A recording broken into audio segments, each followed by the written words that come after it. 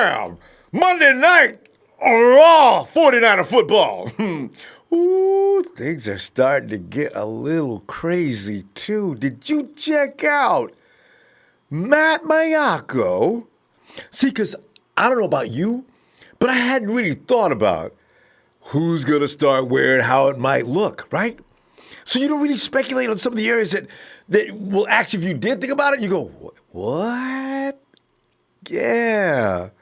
Okay, but we'll see. Okay, but remember, this is like prior to the free agency. I mean, this is prior to the draft. So, of course, the first-round draft pick is going to have to find a spot in there. And like last year, Fred Warner. Actually, when you consider 2 years in a row, Reuben Foster and Malcolm Smith started. Fred Warner started last year. So funny, right? Reuben Foster started because Malcolm Smith was hurt the year before. And then, of course, Fred Warner comes in and starts this year because Reuben Foster has been suspended. I was starting to worry about that linebacker position. You know what I'm saying? Maybe we shouldn't draft one this year. Just leave everything alone. It's becoming a bad luck spot. Although, with Fred Warner, that's good luck, though, right? Number third round pick? Are you serious? And he plays like that? And now you went and got, Quan. Oh, hey, fam, I tell you, though. Let me go through the first wave of free agent signing period. The 49ers have added some starters. And now, this is according to Matt Maiocco. But it makes sense, though. Who will most likely compete for starting jobs, short of any sudden trades. It is doubtful. Remember that. Short of any sudden trades. I'll amplify more as to why that has serious implication. All right, because doubtful the 49ers will add anyone who's inserted in the mix for a starting job between now and April 25th, which is the first day of the NFL draft. Yes. Jimmy G and Jerick McKinnon are on schedule to be cleared for full workouts at the beginning of training camp. So for those who said Jerick McKinnon may not be ready to play this year, what we gonna do? Shut up. And he could, and they say it could be possibly before then as well. The 49ers will most likely dial back the workloads, though, of both players during OTAs as a precaution with both players returning from the ACL injury. Let's not get stupid with it, right? Word is, that don't mean anything more than that. Because this is the conversation on the street, right? Coach Kyle Shanahan loves the idea of having 4 explosive running backs on his roster. And as well, he should after last year and the year before. I mean, how many years have we ended week 14, 15, 16, where I like calling people up off the practice squad and finding guys that are just sitting home on the sofa. Hey, you want to come in and play running back? What? Yeah. Who's this? 49ers? I should have known, man. Y'all do this every year, don't you? Yeah, I'll be right in. You know, because running backs be sitting back waiting for the 49ers to call, especially starting around week 12 or 13. Because we run out of running backs every – and, you know, it has nothing to do with Kyle Shanahan. I mean, I don't know. Running backs don't survive in San Francisco. It's a scary thing. I don't want to see this year, though. Jesus, why did I say that? Oh, don't even talk like that. Because history has shown the depth will at some point come into play at running back anyway. But according to Matt, McKinnon and Coleman are currently the front runners to share the load. I hadn't even thought about that. I thought it was going to be because Matty B looked so good last year, right? I don't know what I thought. Now that I think about it, I kind of thought there was going to be a thing in camp where they were going to fight for the position, but I thought Breida's role is the ball carrier. He's the guy that runs between the tackles. He's the guy that takes a high impact all game long, while McKinnon and Coleman are the specialists who can, line up anywhere. They can run between the tackles as well, and they're the specialty guys as receivers. What I'm understanding now is McKinnon is actually got the better hands and the quickest movement in space, whereas Coleman is like equally as good as far as catching the ball, but he's not going to be as effective after the catch. And that only makes sense because McKinnon's just quicker, smaller, faster, right? Raheem Mostert would be the reserve due to his role on special teams. Breida is predicted to be battling between McKinnon and Coleman to crack the lineup. So he'll be there'll be games where he's not dressed out. He's standing on the sidelines with clothes on. I can't imagine that for Matty B. Okay, let's see what happens to him, right? Because Eagles are saying, we lost Ajayi, man. Y'all can give us Matt Breida or somebody. Come on now. So, this is to be continued when it comes to that. All right, defensively, Jason Verrett and Richard Sherman look like the starting favorites to be flanked by Jimmy Ward, who just made his contract official today. You know about that, right? I tell you what I'm gonna do. You know what? There's a lot of ooh. You look at the defensive and offensive depth chart. You just go ooh. That's the first thing I did. So you know what? Let's go to the offense first. Jimmy Garoppolo, of course, is going to start at quarterback. Jerick McKinnon and Tevin Coleman, according to report, are going to be pretty much designated as your starting duo. And as you think about it, it gives Kyle more versatility on every single down. And also it keeps the DC wondering, what are they going to do now? So it is kind of, when you think about it, I guess it kind of makes sense.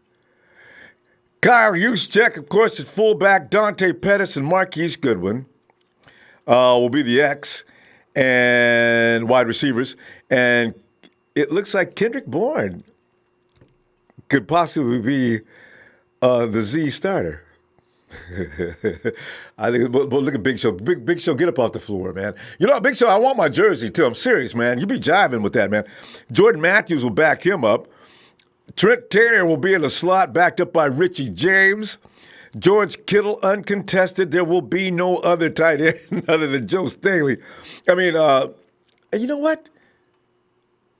And Joe Staley, I was going to say left hand. George Kittle, it doesn't say anything about. I don't think did Selleck's contract expire? I don't know. It might have. I got to look into that later. Because the 49ers might be looking to pull out another tight end from somewhere. And Hockenson is said to be as low as 27 or 28. Oh, speculation time! Joe Staley, of course, starting left tackle, left guard. Laken Tomlinson expected to return from his season-ending injury to take up his position in left guard. Weston Richburg at center, right guard Mike Person. Otherwise, and I don't even see any name listed next to him on the back depth chart. Josh, you got there? Where you at, man? I can't see your name anywhere on the paper, man. Mike Person at right guard. Mike McGlinchey, of course, at right tackle. We got some issues with depth, don't we?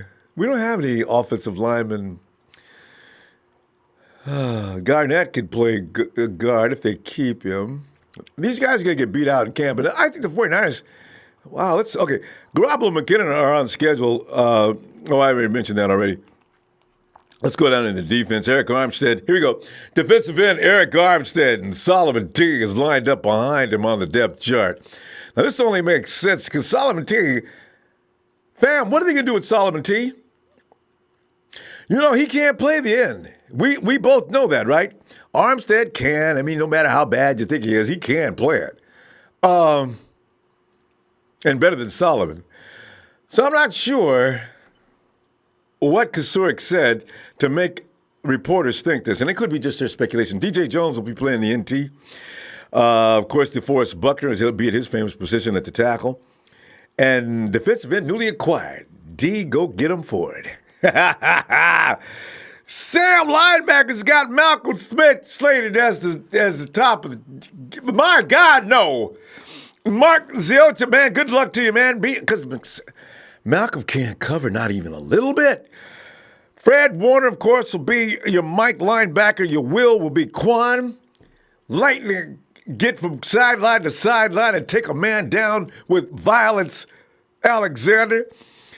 Left CB. Richard Sherman, right CB, Jason Verrett. He'll be backed up by Kello Witherspoon and Tavares Moore, who will battle to stay on this roster. And, of course, Jimmy Ward is projected. That only makes sense. You know what? I don't even see Colbert's name on this list. That's why I'm wondering what y'all doing, man. Is this like what? What does this mean? All right?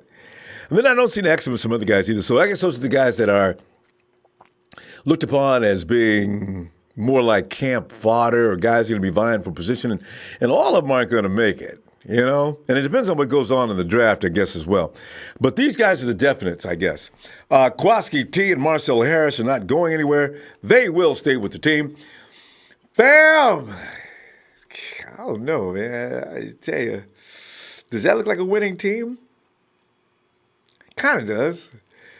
It's like I say, it orchestrates from the offense, and the defense just has to maintain. Don't let teams run over you. Keep them down into the teens or less if possible. But Kyle will definitely, I don't, it doesn't matter what anybody thinks. OBJ, AB, it's not going to matter. They're still going to move the ball. That's just what he does. Because his whole thing is, defense sit back, wonder what the hell happened. It's all about the scheme with Kyle Shanahan, and nobody yet has been able to figure it out. By the way, Shanahan alters that scheme each and every year. That's how brilliant this guy is. Scary. And plus, you got to figure the offensive people are all. When you look at that offensive unit, looks like everybody's got some time in on it, except for McKinnon. Yeah. Everybody's put in a year. You know what? This offense could be even better than we imagined. You remember when the Falcons had crying about, oh, we don't get it, okay? We don't understand. Okay, remember they went through that the first year. And in the second year, they romped. We didn't, this could be it. This could be it. I'm just saying. All right. Avatar Singh, what's up? What's up? Peter Gorman, y'all ready for some? Thanks, Pete. Always get those nice compliments. San Francisco says I was number 5 in likes, and really I'm number 4.9. San Francisco, thanks, fam. Celestial Scripture says the roster is shaping up, eh? Celestial Scripture, are you from Canada? You made me say that. This roster is shaping up, eh? One more solid draft class and our franchise quarterback equals our time has arrived. Yeah. Rod Manhammer says, I know who's starting at number 1 49ers fan. Jeff Dan says, it is official. Frank Gore said he will be retired as a 49er when it is time. Also, your boy Vontez is perfect from Cincy. I saw Vontez, man, perfect. Yeah, he got let go, didn't he? I couldn't stop laughing, man. I said, you know what? They hustling them thugs out of Cincinnati, man. See, there's where the character issues come in. Because them dudes, they probably, I would imagine they're under investigation for several murders too outside the field. You know what I'm saying? And Jeff Tan goes on to say, now that we know the contract details, I'm glad we signed Quan Alexander instead of C.J. Mosley because it would have costed $13 more million guaranteed. See, that's what Parag be doing. I worry that Parag is making it impossible, though, for some people to come and even talk to us because they know Parag's going to do a job on them. And if we do pick up Nick Bosa's boy, it is a concern because Nick and his agent and Parag could be out. They could be out for weeks. Hey, Big Show. Hey, thanks, Show. Show says sorry for abrupt departure last night. Phone was at 1% and died. Guess who's going to visit Santa Clara soon? Rashad Gary, who will most likely be our... Big Show is predicting Rashad Gary will most likely be our pick when we trade down. You need to be prepared. Yeah, you got to give Show. He is credit. He's tenacious. He sticks to his guns. Even when he's as wrong as 2 left shoes, he continues to say things like that. Show! I ain't gonna wish you no good luck because it's my team as well. I ain't with Rashad Gary. That ain't the best we could do. I'd rather go down and get several other guys beside Rashawn. John Lewis says Parrish Campbell, wide receiver. Although I got to admit that some people say Rashad Gary is getting a bad rap from the 49er fans. Not Show. Show's giving him a good rap. Maurice says, Jordan Matthew, number 1 wide receiver. Yeah! Empire Strikes Back, 49ers. What's up, the Empire faithfuls? West Coast, 57257. I really like a DK. He's special. I think we should consider trading down and snagging him. Best wide receiver prospect since OBJ, in my opinion. Peter Gorman believes nobody in the West can beat us. Peter, I'm right with you. You know this. Antonio McCoy says, my wife says, you know what Ronbo's doing, but don't know what. Wait a minute. My wife, you know what Ronbo's doing, but don't know what I'm doing. Why? I say it's simple. I was a 49er before you will be a Niner after you. Wait a minute. I said, I was a 49er fan. I was a 49er before you, and I'll be a Niner after you. She bust out laughing. She's beside watching that. Why Antonio McCoy? To the McCoy family. Guys, let us all be one. Oh, God. Bring it on the phone and see what's going on. Boy, Big Show, boy. You send me some Rashawn Gay. If anybody sees Big Show, please give him a word for me. Stop it. Stop it, Show. And matter of fact, it's Show's ally, Sean the jeweler. Sean, would you come on in here, please? Yes, sir. How are we doing, brother? How are we doing today? I tell you, Sean, after looking at the roster and seeing how it's coming into condition and shape, and I'm about to say, this is interesting. I don't know what to make of it, though. Well, Sean, what are you thinking? I know we talk a lot about the defense and what we should get at number 2, and we've had these discussions. But you know what I'm really most excited about? Because I believe the defense is going to come together. But you know what I'm really excited about? Please. I'm really excited about this running back group. I mean, did you know out of our running back group, Jerick McKinnon, and no pun intended because he tore his ACL, but even before his ACL, that Jerick McKinnon is the slowest guy out of the group. Hey, I thought he was a little ahead of Campbell by a step, because they're all a step apart. Yeah, but he's still the slowest. He's still the slowest in the group, man. And did you see who the fastest is? It's Breida, isn't it? No. Oh, Mostert. It's Mostert. Yeah. Did that freak you out? Mostert at a 4.34. Yeah, Mostert's at a 4.34. Breida's at a 4.39. Coleman's at a 4.39, and McKinnon's at a 4.41. I mean, that's fucking amazing. It's just to see what's going to happen with this. Yeah, to see what's going to happen with this running back group. I mean, for some reason that excites me more than anything. Because we all know how the running backs do in the Shanahan system, man. We've seen what Breida did. You add McKinnon to the mix. Then you got Tevin Coleman. I mean, it's just I'm real excited about that, man. I mean, I'm through the roof about it. I believe that our defense is going to do some work this year, as long as we make the right moves in the draft.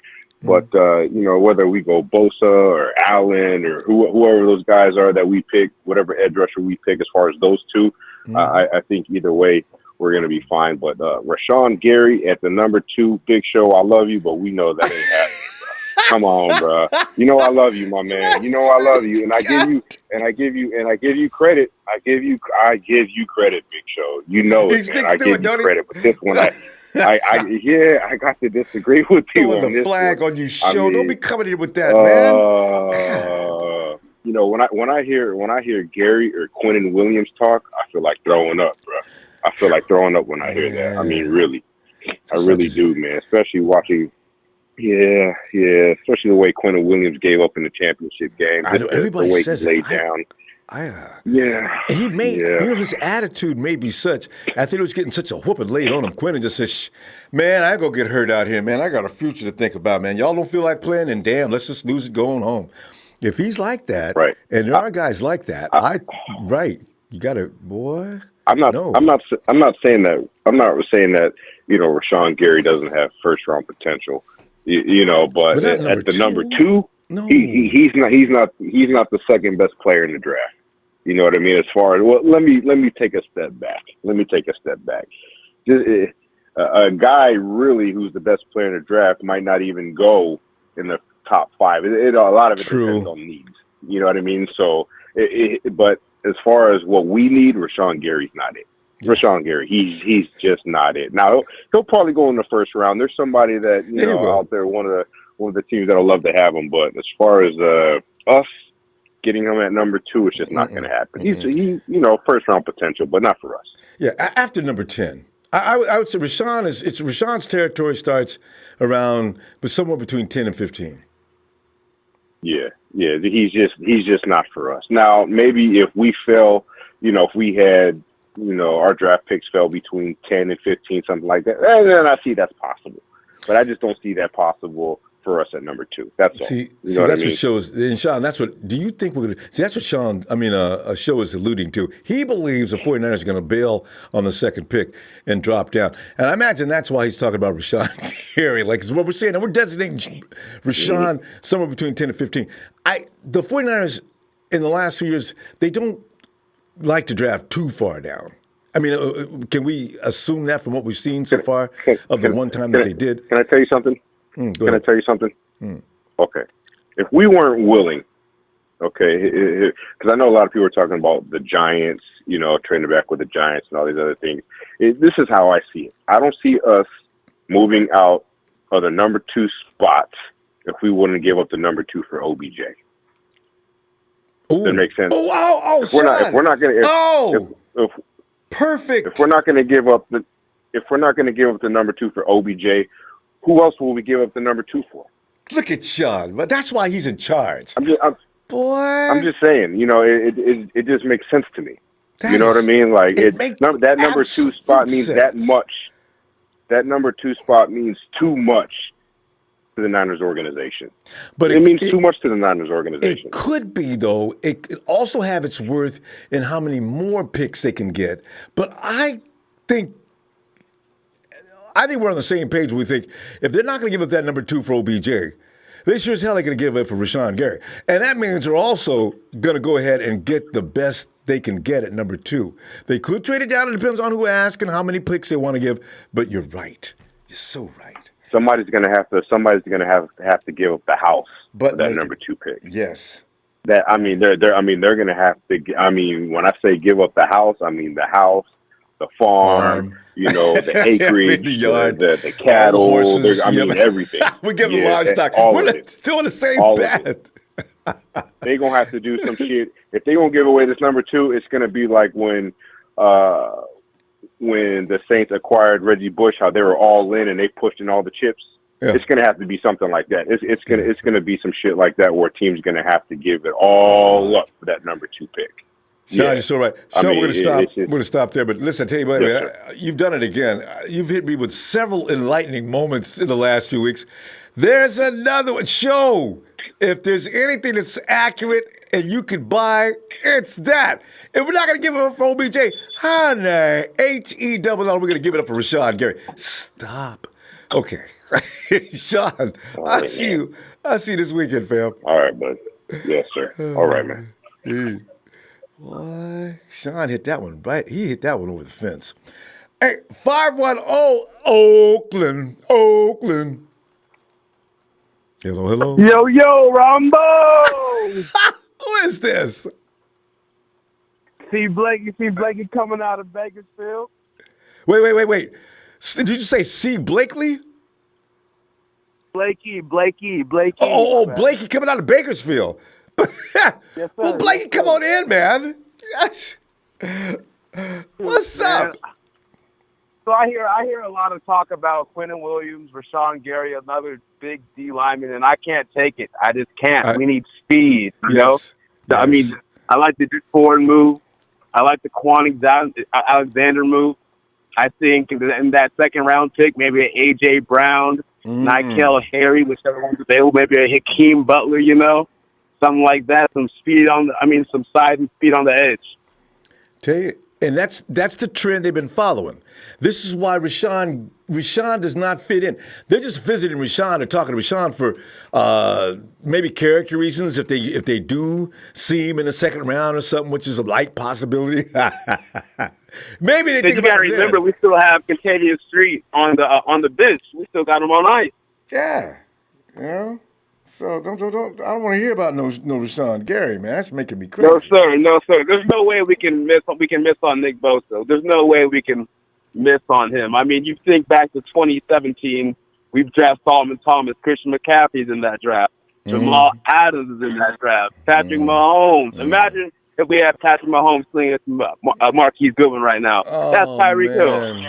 I'm still mad You about know what I'm McCaffrey. saying? Oh man. But hey, I like the Tevin Coleman. I was doubting John Lynch for a moment. I think we've all had our moments, but hey, I think in the right direction. Mm-hmm.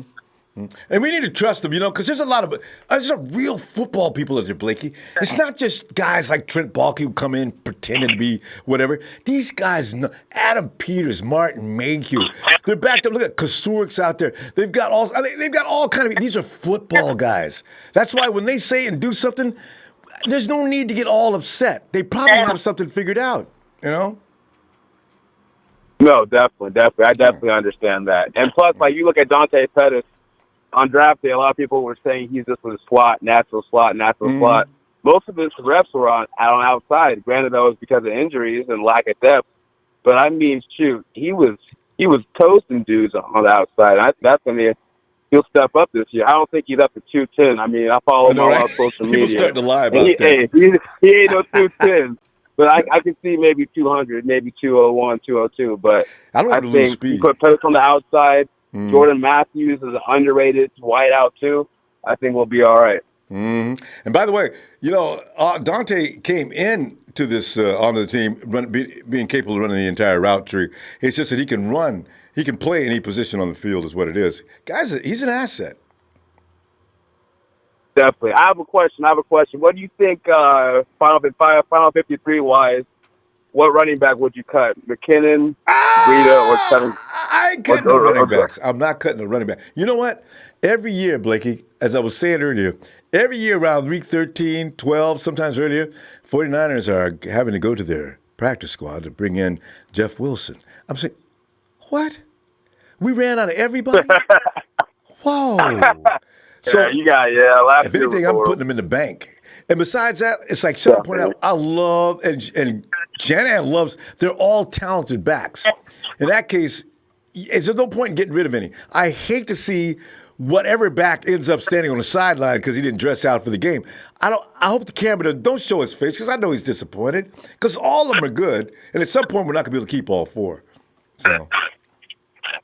Right, exactly. I think Mostert's more of a special teamer. I think he's more of a. I think he knows that. Mm. I mean that Oakland game he busted that. I didn't see that coming at all. I know. But see, he's the guy that you use as a spare, though, and he's already on the special teams, like you say, right? So you're going to run 3 backs a game. One of them's not going to really play, but he will be available should something happen. So that's Mostert. Like you're saying, he's going to be on special teams. He's our special teams ace. And he also doubles up as a hell of a running back. So, yeah. Do you think there's any chance we switch to a 3-4 with D4 now and adding Nick Bosa as maybe a stand-up? Or you think we'll just stay the 4-3? Not unless they get rid of, not unless they fire Robert Saleh. Because that's his defense. And, so you think Rob will stand up then? No, I'm just saying Robert Saleh. I suspect they'll run the 4-3 this year. And if it fails, they may entertain running the 3-4 next year because they got 3-4 personnel as well. Exactly. I mean, you put DeForest at nose, Solly and Arik on the end. Oh my gosh! You have Nick Bosa and D Ford standing up with Fred Warner and Quan in the middle. Mm-hmm. I mean, so what do you think about D Ford and I still think Bosa's going to be the guy. But you put him on both edges on the 3-4. I don't know if Bosa's so good on the 3-4 as he is a 4-3 though. It's a hard call to make. But anyway, tell you what, Blakey, yeah. Yo, fam, we're gonna run out of time, man. I'm gonna tell you what, man. We're looking for you this weekend though, okay? Yes, sir. Appreciate you getting in here too. Pleased to meet you, fam. You too. All right. Have a great day, Blakey. Oh, yeah. And, here we go. The recovery, 716. Thanks, recovery! The Rams got Blake Bortles. And, Rudy, this is for you, LOL. You guys suck, Rudy. Anytime a team signs Blake Bortles, what does that say about golf? What is that guy they used to have, the comedian they used to have as a backup quarterback? it was like if golf goes down, just quit. 4-9 for life. Red Go, what's up, fam? Coming from a 49er fan who once had CJ as the backup. Big ballers. I just hope we pick up Trey Boston. Wow. Everybody, I don't know why they won't. Why didn't anybody even talk to Trey? I don't get it. This guy's a good football player, right? Bob Murray says Lamb signed Bortles. I'm weak. I just hope he gets in the game. San Francisco says, I love the new AIA. Thanks, fam. You like the logo? Thank you. Darren Lewis says, Giants tried to get Defoe in a trade for Beckham in the number 2 pick. You know what? I was so upset when I read. I forgot to mention that, but you know about that, right? Okay, what they got Jabril Peppers. Was it a 1 and a 3 from Cleveland? They get a 1, right? Jabril Peppers.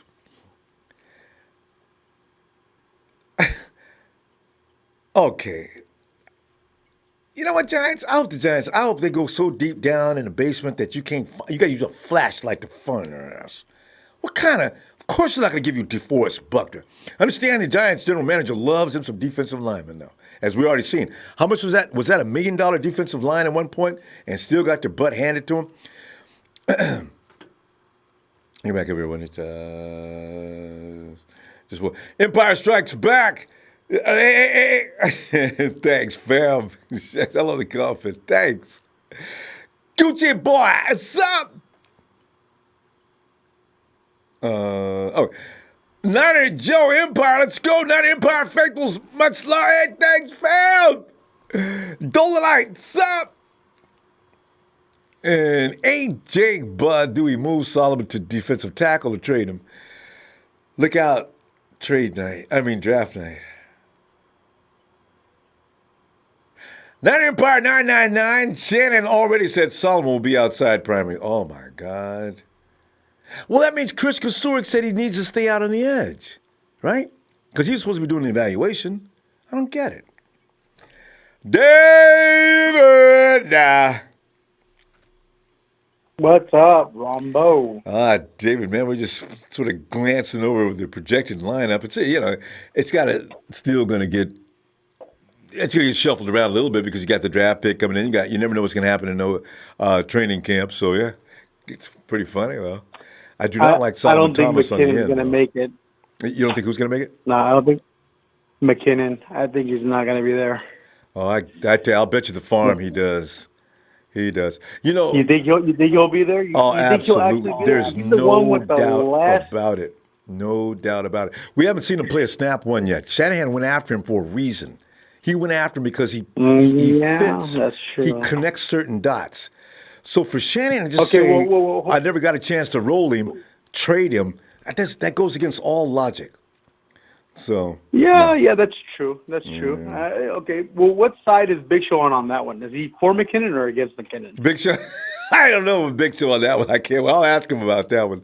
Okay. But, please. It could happen in camp, though. Whatever I say here, that's true. Whatever I say here, if he is on the same page as I am, then I'm on the opposite side then, okay? So just remember to change my opinion after that. Whatever. Big Show is fine. A lot of people feel that way. He's going to give us Rashawn Gary with the number 2 pick. I'm not going. I don't know what's going on on the show. No. Why would you pick up a nickel back in a high? No, absolutely not. No, I know. No. No corners, please. No corners in this draft. Well, would you get a corner? No. Rashawn Gary. David. Rashawn Gary is that big dude out of Michigan. He runs a 4.5. He's 285. He's a defensive end. Oh, that guy. Oh, yeah. No, why not? We don't want that guy. No, even if we did, he's not a number 2. No. If he drops a 3, maybe we'll consider him for cleanup. We have to trade down, way down. I'm saying about 7, 8, 9, or 10. Nah. I wouldn't waste my draft pick on that guy. No way. It's not that high. No way. Lower. No, that's way too high. But even that Williams, like I was telling you before, he could be either Warren Sapp or he could be Albert Hainsworth. Yeah. right? Which one? So Which one do you lean toward the most? oh man, I don't know. He was like, well, I have an opinion about certain things. The defense was doing pretty well, and thank you for paying me $85 million for just eating pizza in the locker room. Yeah, no, that guy was too much. He's come back and clean up that mess. Oh. Yeah. Oh my God, he mortgaged that team to death. Yeah, but anyways. No, I think maybe, I don't know, but I think with McKinnon, you're right. They want to wait to see what they got out of him. Yeah. But and then I they could don't make know, a judgment man. call. You could be right. Now, they may make a judgment call immediately after camp starts, but they definitely wanted to see what he looks like. And they actually saw it last year. Yeah. All right. Well, that makes sense. So what do you think about any O-linemen? No O-linemen? You don't think they'll go for any O-linemen in the draft? Oh, I hope they do, David, man, because, I'm looking down the projected starting lineup, and I'm wondering, well, who backs up this guy, Who's going to back up Staley? All right, we could move McGlinchey over to the left side, but then who's going to the right side? And then you got Joshua Garnett at guard, Mike Person starting guard, and you got there's a couple of the guys on the bench, but I don't know. I just it's a scary thought. Okay. They got to get some offensive linemen to back these guys. Could it be safe to say that, like what I said before? Then could it be 3 picks will be defense, and probably most likely all defensive linemen, whether it's an end or lineman, 2 O linemen, and then maybe like a wide receiver. Yeah. 2 offensive linemen. That's because you got 6 picks. Could Show be right? Could they be trading down to get more picks? No, not Show being right. You know what? Man, but then Bosa will be gone. No, I know, and everybody else, it's a number 2 quality pick. Yeah. I guess I don't know. I just think that you just got to grab Bosa, and I don't think you can go wrong just doing that. I don't think you can go wrong. I think I think it'll just work out, because we need that natural defensive end guy sticks his hand in the dirt and just bull rushes. We just need that guy, and we haven't really had that presence in a long time, right? Other than D Ford, right? Yeah. I mean, the Defoe Buckner, And he's really an OL big. But, they say he can put his hand in the dirt. We'll see. But, We'll see. All right. Well, I'm not going to take too much more of your time. I know you got a lot of callers waiting. David, appreciate you my call. And if you run into 52 anytime soon, tell him we said hi. Oh, man, I don't know. It must be my luck, but I've run into a lot of people. Joe Staley at a Whole Foods, which I will not disclose which Whole Foods. Wow. Mike Singletary, when he was a coach of the Niners, ran into him. Dana Stubblefield at the same Whole Foods. Mm-hmm. And Kevin Barlow after he was gone from the Niners. Yeah. What? And Kevin Barlow was kicked out of the Whole Foods because he was just running around. He was amazing. Yeah, Kevin Barlow was kicked out of the Whole Foods because he was taking he was oversampling the food. Well, I can't. What am I laughing about? I have been told about that before too. I said, you know what? It's like a car, man. I need to kick the tires first. How fresh are these grapes? But you didn't stop to say. You didn't stop and say, you know who I am? No, I did not. And they're like, who are you? I'm Kevin Barlow. And the guy's like, who's that? Dave, I tell you what, man. The bitches of David. I'll see you this weekend, okay? All right. Yeah, we're good one, Mama. Thank you. You too. Take care. All right, David. Don't laugh. I bet you be sampling. Everybody samples at a supermarket because, it just looks like the thing to do. I got that from women myself. I watch them in the supermarket. Hey, Justin. Oh, wait, let me just check out Gino Anderson here. Gino! Thanks, fam. And Lawrence Baker says, shout out, from Hawaii 49er. Brother. Wait, let me get that right. This is Texas. This is Hawaii. Hang loose, brah. And let's go check out Justin. How you doing, man? Hey, Justin, man. Just sitting back here looking at this lineup and thinking, This lineup makes you go, There's a lot of improvement we should work. There's a lot of improvement from last year to this year roster, though. Oh yeah. I have to say. Oh yeah. Even There's on a the lot edge because already. there's no you're. But the one thing that's like questioning me is the secondary, because like that secondary still got to be worked on. Because Sherman can't do it by himself at all. But Justin, you know about Jason Verrett on the other side, don't you? Yes, but he's coming off of the ACL. No, No. that ACL is about 2 years old. He's coming off an Achilles injury. Here's the thing. Oh, okay. If Verrett, and apparently he passed the physical and everything, so he must be ready to go. I don't know how long ago he hurt that. Mm-hmm. Wait a minute. Yes, I do. Verrett hurt that Achilles the very first day of practice last year. So we're talking last April. When did he start? Yeah, last April. So that injury should be not bothering him. Do you realize that you could have the best secondary in the NFL with Sherman on the left? His injury, I'm pretty sure, is completely healed now, and he can move like he wants to. That's over. That's just going in the second year, right?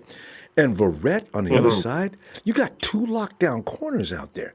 If Jimmy Ward does win the safety spot and does a good job, and if the pass rush is like it should be, yeah, and the pass rush is like it should be, do you know you may have one of the better secondaries in the NFL? The potential is there. But can they live up to them? That's the thing. Verrett and Sherman, no problem. It's Jimmy. I mean, Sherman he's going to the Hall of Fame. Verrett. Jimmy Glass Ward? No, not Jimmy. Jimmy Glass? No, I made a mistake. I meant Sherman.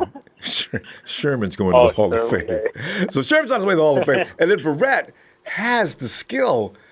Dude, if you can stop Antonio Brown for an entire game, I'll trust you. So, as I say, Jimmy is actually the guy who's got to prove something here. He may get beat out in camp. I don't know. But right now, it looks like Jimmy, Sherm, Verrett. That's solid. The frontline defense, if they do a number, boy, you're looking at it. That's a tough defense.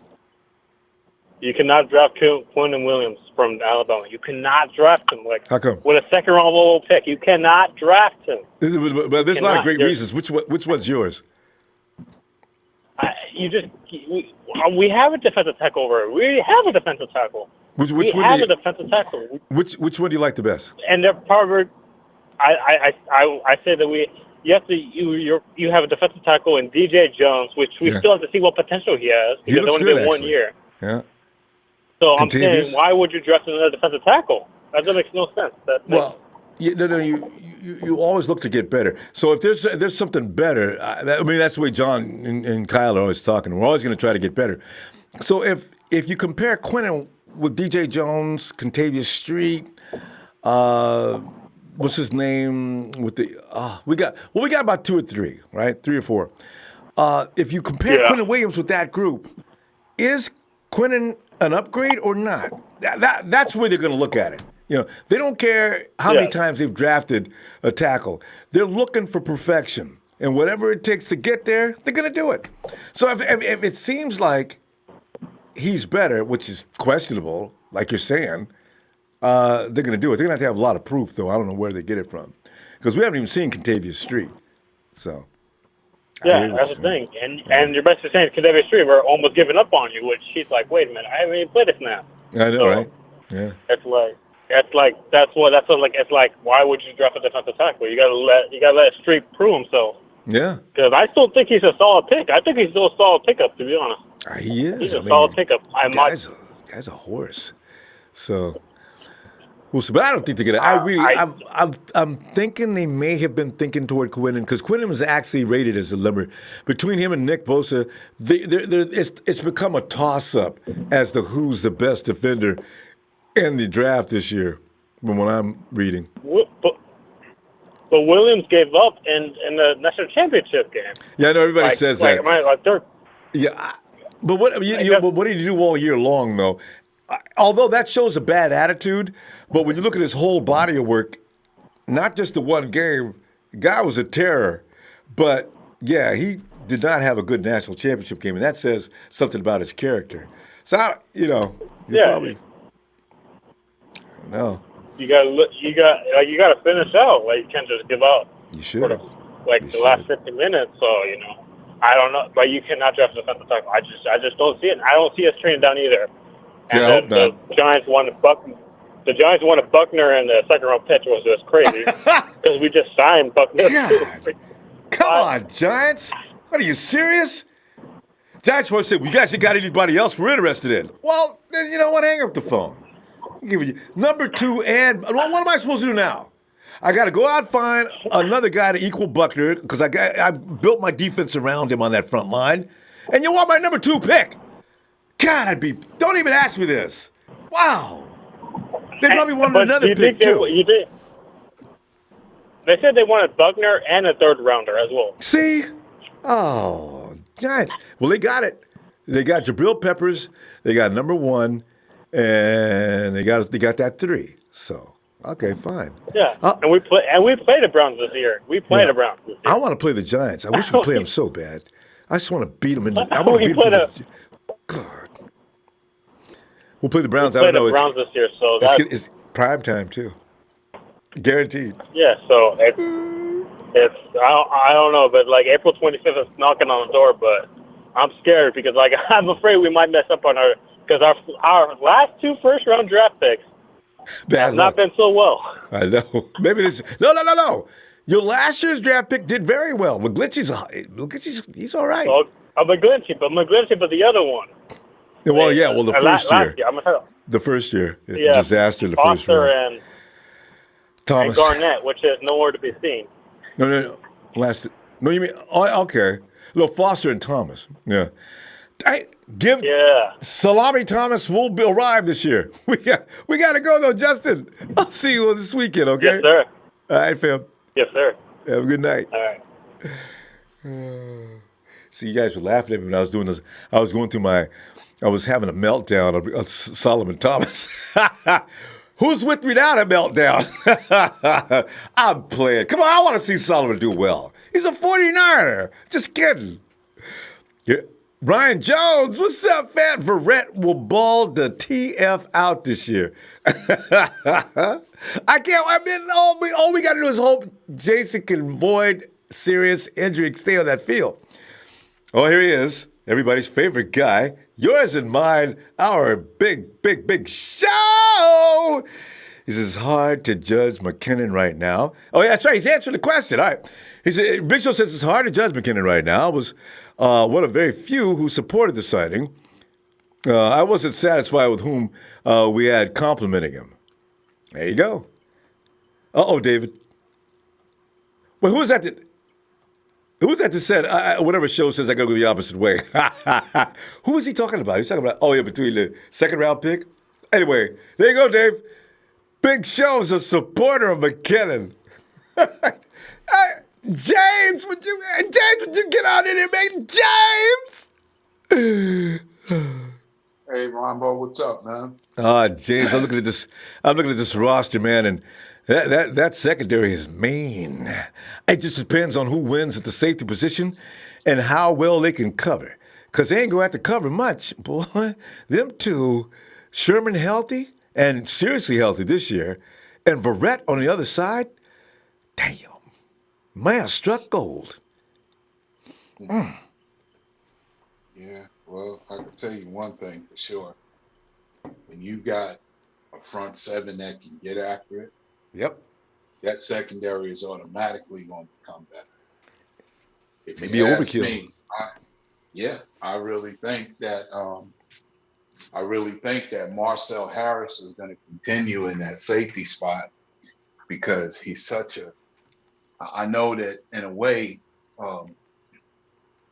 Robert Salah doesn't really want to move Tavarius Moore or either Marcel Harris for that fact. I think that Takwiski Tart is already the second safety behind Marcel Harris because I'm telling you, I mean, it's just this kid's got so much upside. He played so well down the stretch, physical, violent, attacking receivers, making sure that nothing is a cakewalk, putting his presence on the field with receivers because you caught a ball, then it's a thing called, it's like when you go to pick up your laundry at the dry cleaners. Yeah. No ticket, no laundry. Okay. Or they hit you with And the you got to bill pay. and knock That's you out. exactly right. Yeah. Well, he hit you.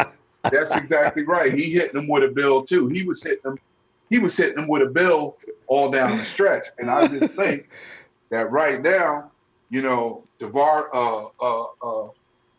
Marcel Harris to me has got nothing but complete upside, and I think he's gonna definitely outdo Jarquiski Tart.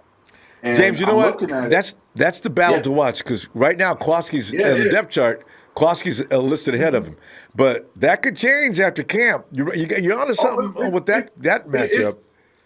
it's gonna change, and I can tell you one thing. I really like the signing of Justin Verrett, man, because I've seen so many corners and safeties. It takes time for these guys to get healthy. You understand? They're like the first couple of years in the league, they're getting into all kind of injuries, and some teams get fed up and say, "Hey, that's enough. Let's ship him off over here to these other guys. Let them deal with it." Then the guy becomes a Pro Bowler year in and year out. Mm-hmm. You understand? And hopefully we can have that kind of fortune happen to us. It's our time, man. It's our time. I mean, most teams you've seen for years have had a number one defense and a subpar offense, and they still wind up going to the Super Bowl and winning it because they had a great defense. That's the way it But works.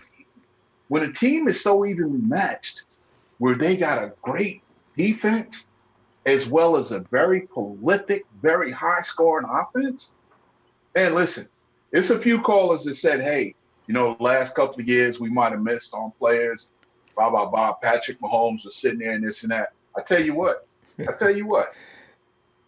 You give Jimmy Garoppolo coming back healthy, knowing that in a way his left eye is a little bit higher than the left eyebrow is a little bit higher than the right eyebrow because he's looking at Nick Mullins like, yeah, you really think you got some thunder going on? Well, I'm gonna show you thunder and lightning, all in one, okay?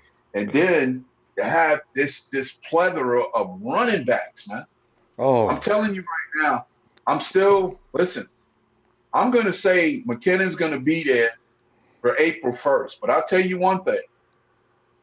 Down the stretch, if he gets beat out statistically by Coleman and Breida, that trade deadline in late October might we could be seeing him moving on because mind you, they don't owe him any money for 2019. He got it all in the signing of 2018. Yeah, he got all his money up front in that the way Parag, Marathon, Mamarte did that does those contracts and the way Jerick McKinnon's is set up. He got it already in basically James, I have one question though, James. Now, yeah. and you share the opinion of a lot of people. Why do people think Jerick McKinnon is not a very good football player? I'm very curious about that, though. What is your position on that? I don't know, but all I know, if you look at the tape on him when he was playing with the Vikings with Case Keenum, he lit it up. Now, he had an injury there with the Vikings. That was a small setback to him, and he came back. I think he came back the following year. But this guy has got a skill set like you don't see with most backs. And and it's like one of his most feared talents is when he catches that ball out in space. Your defense is in trouble then, especially if he's got a blocker or two. Okay, but James, James, you're giving me all positives, but you still think they're going to ship him off by mid-season. I don't understand. Well, I'm just saying because, see, to me, they brought in Tevin Coleman for a $10 million contract for 2 years. But I'm going to tell you, Coleman knows Shanahan's offense in and out. Kyle Shanahan tried to move up in the draft to get this guy, but he was an offensive coordinator. He couldn't go over Dan Quinn's head. But he was livid about, do not let this guy go off the board, man. But James, by the same token, he outbidded a lot of guys last season, and he overpaid for McKinnon because of it to get him. So yeah, I mean, if you're gonna use that as the reach as a level to measure who he likes, I don't know. Is that? I don't know. I shouldn't we wait to see what McKinnon looks like? Because remember, Shanahan designed an entire playbook, pretty much the tails off of what McKinnon's going to do. And I can't imagine putting that kind of blood, sweat, and tears into a playbook and then just say, "Get out of here," because I got Tevin. They're two different players. He's gone. I'm just saying. He's the front runner right now because he's who they went out and signed in free agency. But realize something. Coleman and Breida, they are two special talents themselves.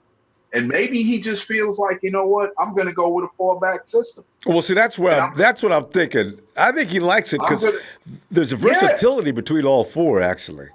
Of course. And the thing about it, with the versatility between all four, you get an opportunity to really annihilate defenses. Well, see, and talk about play action, how well it's going to work like never seen before. James, we got to stop, though. Yeah, man. And it's like, it's just so much upside right now. I'm feeling good about the team. Like I said, whatever draft decision they make, it's their decision. You know who I like. I ain't got to put it out there. Well, Josh Allen, of course. He's documented. It's been proven. Yeah, that big outside linebacker. I mean, it's a staple of this defense and what we need. And we don't have that Malcolm Smith. And, we're just going to see. But, I'm ready. All right, James. Let me get you that. Let me get you bring it back. Bring back this weekend. We were looking for you. All right. Okay, man. Thank you so much. And as I always end it, Niner Empire, Niner for life. Have a great evening. Everybody loves it, James. You too, man. Talk to you later. All right, buddy. Yeah. Hey, and wait a minute. Let's see. Well, that's the last one. Daniel Serrano. His NFL Network reports Raiders to accept EBT. Daniel, the first thing I read when I first read the letters, I thought the Raiders were to accept EDP. Put that big moose on the offensive line, boy. Hey, they just got rid of their used to be the tackle. Oh, what's that dude's name that almost got in a fight out in the parking lot with that Raider fan out there shooting shots at him? Oh, what is that dude? I've been a fan of his since then. Dude is driving. He's sitting in his car, and the dude is like way up on the sidewalk, yelling out obscenities at him. Dude stopped the car, got his big butt out, started walking over that way. Security come rushing in, and he said, "No, I just want to talk to him. I just want to talk." And the dude looks like he might be 5'10" or 11 or something like that, weighing about 190 pounds. He's taking all the stuff off, getting ready. Man, put your clothes back on. If he gets over there, the fight ain't gonna last long enough for you to get undressed. Imagine. Chuck 49 says, "Hey, Ron, I love the new logo and intro." Look, hey, thanks, Chuck. James Anderson, sup? Jay Jordan, we should worry about that nose tackle position. It looks pretty weak with DJ Jones starting. Quinnen, question mark. Jones actually pretty tough, though. He just didn't get a lot of playing time because they kept wasting time with Earl Mitchell. Earl Mitchell's the one who started sliding. But then everybody said Earl started picking it up toward the end of the season. Maybe Earl saw the writing on the wall, tried to pick it up, but it's too late. Rico Suave. Rico Styles says, "Yo, what's up? How are you? Niners! Let's get it this year." Hey, Rico, man, I guarantee I'm with you on that, man. And Jaime says, "What's up? What's up, Jaime?" Lawrence Baker, I love the 49er faithful, keeping it real since 1970. Yeah! Hey, and let me give this a shot now. I want to get this right. I love to get names right, That's spelled Suraf.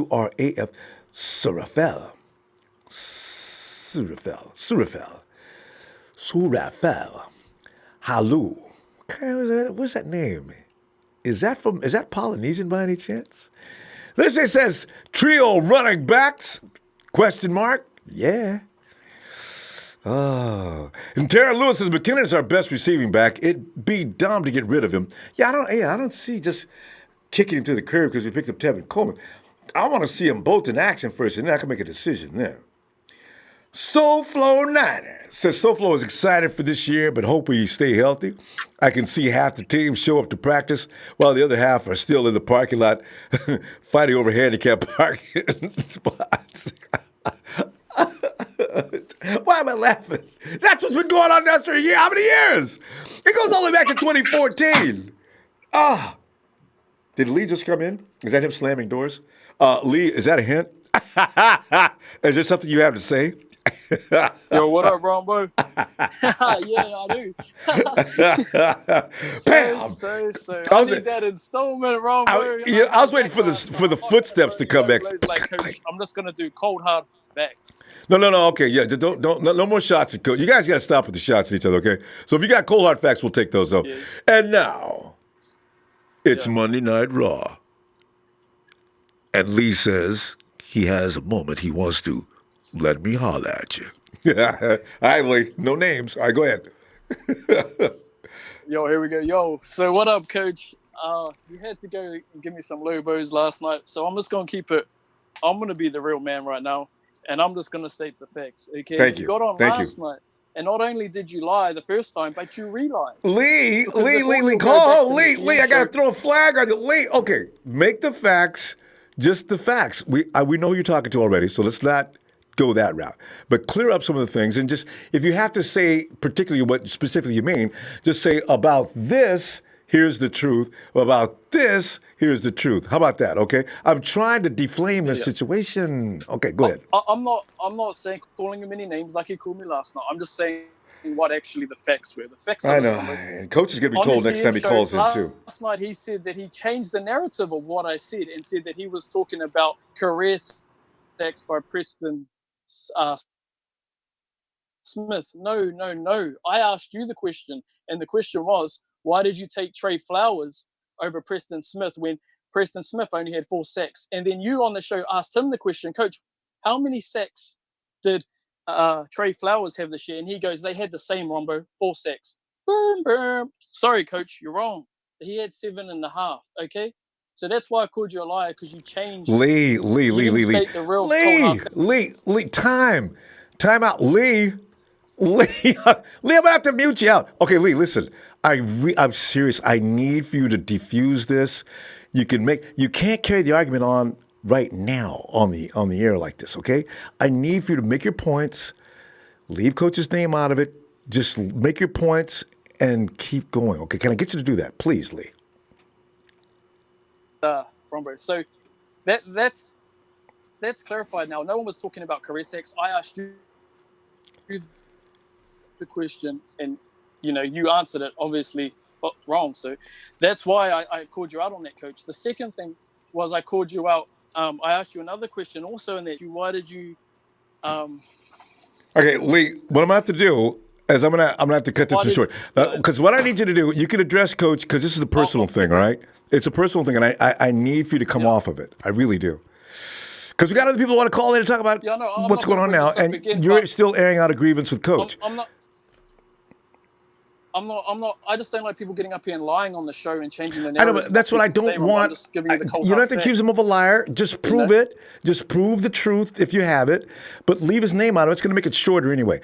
So make your points, compare the points, but leave Coach's name out of it. Lee, I got to have you do that, okay? Try it again. You got 3 minutes. I won't say his name. No worries. Please. And you did 3 or 4 times after I asked you to the first time. Don't do it. All right. Now make your points and say what was true, what's not true, but just keep moving. All right, go ahead. 2 minutes. Yeah. And then the other one was, I asked him, why did he also forgot half of his draft, and you had to remind him who his pick was. It was Mac Wilson, okay? The other point was Josh Allen, Ronbo, and the Josh Allen thing was, I asked him.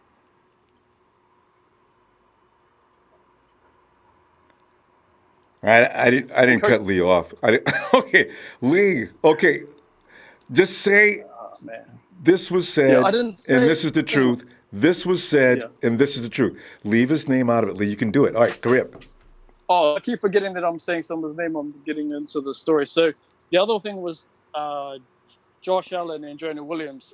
And I said they didn't play each other in 2018 or 2017. They only Allen dominated Jonah Williams.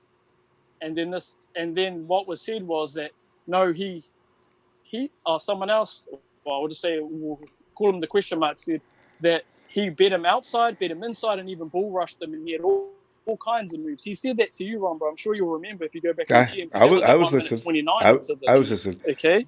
And Right. then last night, what was said last night was that he was heard on a broadcast on a local radio station. But then in the chat, he said he read it in an article. So when I asked for the article, he said, "Oh, no. It wasn't in an article. Reporters asked him at the combine." And then I said, "But you said you read it." And then he goes, "Oh, no. Then it was put into text." But then when he called in last night, he said that he heard it on a local broadcast. All right, Lee, it's three different stories, Ron. But 30 mate, seconds. Like, I understand rocket. it. I understand your anger, but we can't have it now. All right, 30 seconds. And get your last point in. Personal stuff. He was the one asking me for a fight and to come to Calgary. I never got into personal stuff about that. I just made fun of his name and called him Hall of Fame Waterboy because I feel like he says a lot of things that aren't wrong on the show. That's all. And Lee, I just stated the real facts. Lee, 1 minute, hour 21, Lee, I understand hour that. But listen, we can have arguments on civil. We can have arguments without getting personal like that. And I can't have you come on the air and do it, Lee. All right. Listen, you and Coach can take that up. I don't know how you're going to do it. But you go ahead and take that up. Get that out of your systems because we're going to go. All right? I'm over it, Ron, but I just wanted to state the cold hard. Okay? All right. We'll talk to you later then, okay? When you chill out and calm down, you'll feel better. Money Mark. Shout out to Chris Scholl. Shout out to the 49er Empire chat. All right. And everyone that brings high IQ to the show. Peace, Ronbo. Okay. Good night, Lee. Good day, Lee.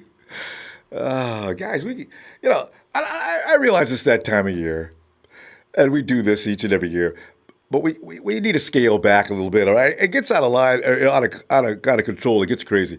Eric Sanchez. What's up, Eric?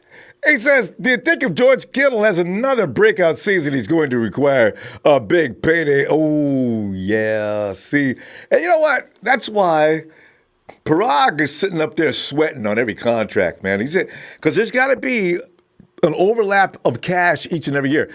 Don't know what the rollover is going to be next year. They're going to want to get DeForest Buckner out of the way.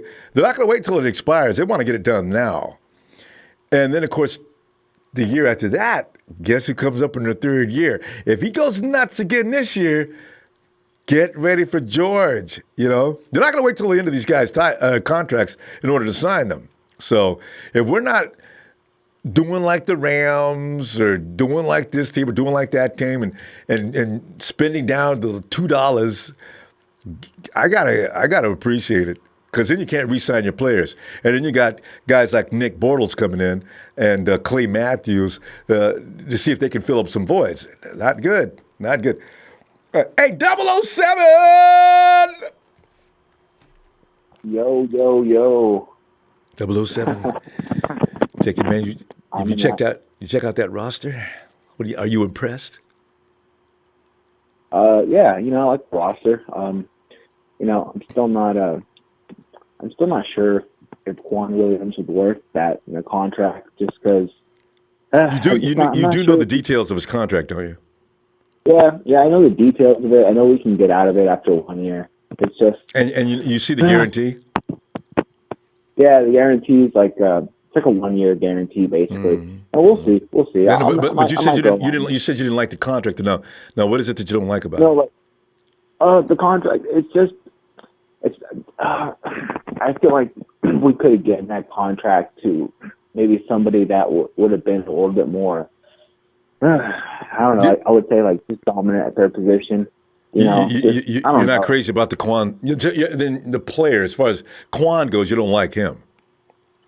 No, I think he's an okay player. It's just I've seen his tape. I've seen some breakdowns. Actually, if you're interested, I just saw a breakdown video like 10 minutes before you actually used this, posted this, the live stream, and it was someone who was a Buccaneers fan was breaking them down. They're saying that he's just crazy rangy, that he used to play running back his whole life, so he really knows how to read running backs while they're hitting the hole. Only thing is that they showed him taking on Alvin Kamara, who's about his size, and that when he makes contact, he shows 2 different plays in the same game where he meets Alvin Kamara, but he just can't take him down all the way, and Alvin Kamara fights for about 10 yards on those 2 carries. One of those carries is in the red zone, and he fights for the touchdown. So it's just like he's not some guy who's just gonna stop. He's not a big run game. I'm gonna just bludgeon the running back. He's just too small for that. Now he has other qualities, like he can cover. He's really fast. He's very smart. He can read plays. He can diagnose what's happening. If he's playing the zone and there's nobody in his zone, he will immediately go and help the other person who's maybe taking on an elite target in the other person's offense and come away with a takeaway like I saw in the play. So he has his ups and he has his downs. I just don't like making a guy coming off an ACL tear the highest paid in his position. I just don't think that's smart. Okay. You know, Well, he's not the highest paid. But C.J. Mosley by far is definitely the highest paid. Yeah. But at the time of his signing, he was the highest paid. You know, at the time of his signing, he had become. But anyways, it's not so bad. I do like our roster. I think the offensive line is great. I think our offensive line looks good. Running backs are awesome. Tight ends awesome. Quarterbacks awesome. Wide receiver, it needs help, but it's not terrible. I mean, Marquise Goodwin, when he's healthy, is not a slouch. Dante Pettis, like I said, here's the thing with our wide receivers. They have a lot of potential, and they're really good, but it's just Dante Pettis was banged up last year. Marquise Goodwin was banged up last year. Our wide receiver, what's his name? The back issue? Trent Taylor. I forgot his name. Trent Taylor. Trent Taylor with his back. He was with his back issue hurt last year. So it's like we need to get a receiver who can stay on the field. But a 007, that doesn't exist. Even Julio went down a couple of years ago with that toe. But Antonio, it's just Antonio tough. Brown.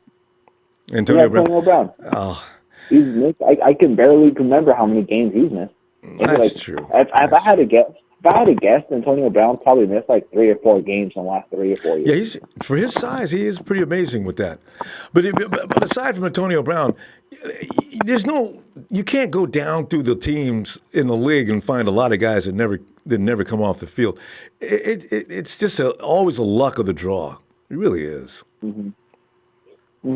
Yeah, so if you're going to search, I'm just saying that just to say, if you're going to search for a guy that you think's not going to get hurt, that's going to be a long search. I just think that that's true. That's true also. I can see that. I see that. I think as far as the team makeup right now, we're talking about draft and stuff. I think if we don't draft Boza, man, that's going to be a really big. I saw something on 49ers web zone today saying the Niners could pass on Boza, and I'm just like, if we were to go back 3 months, and if you were to tell me the Niners can pick Boza at number 2, I would have been like, holy wow, that's amazing. I can't believe that's happening. Yes, and now I'm hearing stuff like the Niners might trade back, I think that's more just posturing. That might be trying to get someone to trade up to their spot and maybe still draft something really good. And it could be the media. Media's putting spins on things. And we found out the media was spinning things the entire time Antonio Brown was available, when really, if you thought about it, the 49ers do not, their thing is now character. You need to be of a certain kind of character. They're not going to even talk to you. I don't like that. Yeah, well, I don't like that. Yeah, it's going to be a problem. I really don't like that. I think that John Lynch, I meant to bring this up a while back, but you know what? I think, because there are sometimes in some teams that sometimes what's wrong with the team or the GM is that fundamentally what their what's it called, philosophy on building a team is just flat out just not right. To me, if I were John Lynch, and this is what happened. It's a couple of years ago, Jed York was like, we want to win with class, and we want to blah, blah, blah. And I'm like, man, sometimes you're going to have those crazy dudes on your team, and that's just how football is. Those dudes are some of the best players at times. I just want the results on the field. You remember the year, what was it, year before last, when the Eagles beat the Patriots? Remember all the disharmony they had that year? And that was the first time we heard about the Patriots locker room having that kind of disharmony. They lost that year. Think about all the other years before that. You can't underestimate a peaceful locker room with everybody being in sync and supporting each other. That's a tough place to get. If you can do it, you work toward it. If you can get it, you probably should. If you got guys that are running around there that are going to distract, draw too much tension, take all the air out of a room, it can be a problem. But I understand what you're saying, though. You want to get the best players available, and if you have to put up a little bit of nonsense, you go ahead and suck it up.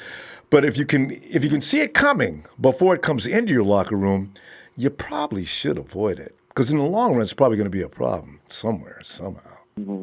And we got a lot of young players. Yeah, well, you don't want to influence them with the wrong kind of attitude. That could spread like a disease, or as they call it, the clubhouse cancer, And you want to avoid that if you can. That's the problem there. Well, it was funny. I made a comment earlier on the comment section. Hey, go ahead real quick because we got to go. All right. They're talking about ACL injuries and all this kind of stuff. And I was like, I was pretending I was Jimmy Ward, and he goes up to management or whoever the coach. He goes, I think I just tore my ACL on that last rep. He's talking to John Lynch. He goes, all right, well, if that's the case, then I'd like to make you the highest paid free safety in the NFL. We're not that bad. Nah, you guys, you know what? It's going out of control. And by the way, we've had one guy come by that's going to be vying for the box safety because the guy's good. David Street will be back this year. Also, the guy that beat out Kowalski last year. I think it's been exaggerated. But 007, we got to go. I'm going to see you Friday, okay? All right, I'll see if I can make it. All right, guys. All right, man. All right, go Niners. Yeah. Can't wait. All right. Good night.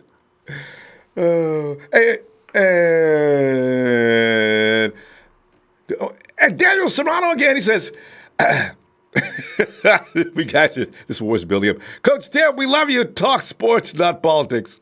Yeah, guys. I mean, if you have an argument, okay, you guys got to hash it out, but I don't know if we're going to do it exchange across the area. Coach is not going to be allowed to come in and go either, Lee. So I wasn't picking on you. I'm just saying I want it to stop because, it just gets a little crazy.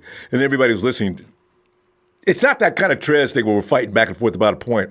This is just cat fight, back and forth like that. All right, guys. Anyway, Brandon Banks says, can y'all tell me happy birthday? I'm 30 today. Is that my cue or what? Wait, Brad, hold on. Warner DeLuce does a great job diffusing personal vendettas. I know. I'm trying, Warner, on the show. That's why. Thanks, Phil. Velos 808 says, what's up, mi familia? Not up. Ronbo, I like that. Jim Thurlkin says, what up? You said Devin Bush could drop to the... Jim, I'm worried about that because the fact is the Rams need a linebacker. Devin Bush he's kind of like Quan Alexander. They're both hardcore, straight ahead, kill this dude type of players, right? He says, Jim goes on to say, if that happens, we need to trade back in the round one and take him, Quan Warner Bush. Oh, man, I wish. The 123.76, it's the Candlestick Church, which is why we keep losing players to injuries. There's some truth to that. I really believe it. We lead the league in injuries since 2014. I knew it. Ever since they moved to the ugly-ass stadium. And you all heard about the stories about it's built on a burial ground of some kind. Hey, it's time for Bando Banks' birthday time. Happy birthday, 49er style to Bando. Happy birthday, 49er style to Bando. Bando, get ready, man. I'm telling you, man. Don't turn the volume because it's getting ready to get loud, man. Happy birthday! I wonder if I could explode an artery. To Bando. You see that? Bam! Oh! Actually, I wasn't straining all that hard. You know what I'm saying? It kind of comes natural. I'm just kind of loud, obnoxious dude. Hey, yo, John. John, when you get in here, man. What, John? What's that, Ronbo? John, man, and sit back here looking at the roster for next year and checking out. They got Solomon T playing on the end. Everybody, some of us are worried about that. Kyle Shanahan's talking about keeping all 4 running backs in spite of the conversations going around. And CJ is still going to be allowed to compete against Nick Mullins. And you knew it was coming, though. Oh, God. Can I? Let's get. Coach didn't mean this. Let's get rid of that remark there, Coach. Guys, I'm begging you, please. Right. Anyway, go ahead, John. Man, I read something today where it said that we may not be going after both. I know somebody else just said that a few minutes ago. Who are they going after? They're going to trade down then, I guess. I don't know, what if they went offensive and got T.J. Hawkinson? See, John, now, I'd have to smile about that. Even though I want me some Bosa, I'd have to smile. They said they got TJ. I mean, because let's be honest. There's a lot of edge rushers in this draft. And we already got that covered, but I would have liked him for overkill, but yes. Ooh. Hey, but you know what they'll do? They won't get TJ. If they trade down, they'll probably pick up, it could even be Allen. And Allen can make Malcolm Smith sit the hell down, and he could take over at the Sam. If you could stay in the first round, you can then pick up. Oh, hey, John, if that's the plan, I'm for it. I'll do it. I'll take it. So you with it? I'm with it. I'm with it. Nah, Don't let me not. But if that's it. I just want to comment, man. You know, and hopefully everybody understand what I'm saying, man. We all want the same result, a win. Mm-hmm. You get what I'm saying? Yes. So, you know, the attitudes and mocking and all of that, you know, we don't need that. We one family, man. Mm-hmm. You know, I keep trying to tell we them. red and gold. So, like I say, I'm just waiting. I'm anxious to see what they really going to do because nobody knows what they're going to do but Kyle and John, you know. Mm-hmm. So, at the end of the day, we just got to sit back and be patient. Everybody have their own opinion, and I mean, you're free to voice that, you know, and I appreciate you for giving us the opportunity to do that, man. It's my pleasure, John. Yeah, at the end of the day, like I said, we all got the same mindset. That's to win the 6th ring, the 7th ring, and so forth, you know. But it's all good. But I did read that and said that they may be passing on both. And the rest of the article was saying that if they went Allen, that would give everybody an opportunity to be on the field at the same time. Yeah, because Allen would be over at the Sam. Yeah. Right. So, you know, I mean, they not just going to waste some money to sit somebody down. You know what I'm saying? So it's kind of hard. And it's a wasted pick, too. You're right. Who they going to get? Yeah, you know, what would be the point in that? You know, to have all those guys just sitting there. And about the running back situation, I really think they're going to keep all 4 of them. I do, too. I really do. This year. They're going to keep everybody. Yeah. And see. And, you know, McKinnon, his game is, you know, I mean, if you just sit back and watch him, he really like a poor man's Le'Veon Bell. With his with his ability to he's get him out in space, boy. Especially with the passing game, Kyle's gonna be laying on him. Oh man, right. Jimmy G with that perfect touch, they could do some serious damage just with them 2 alone. Everybody can work around that now. I could get crazy out there. It really could, man.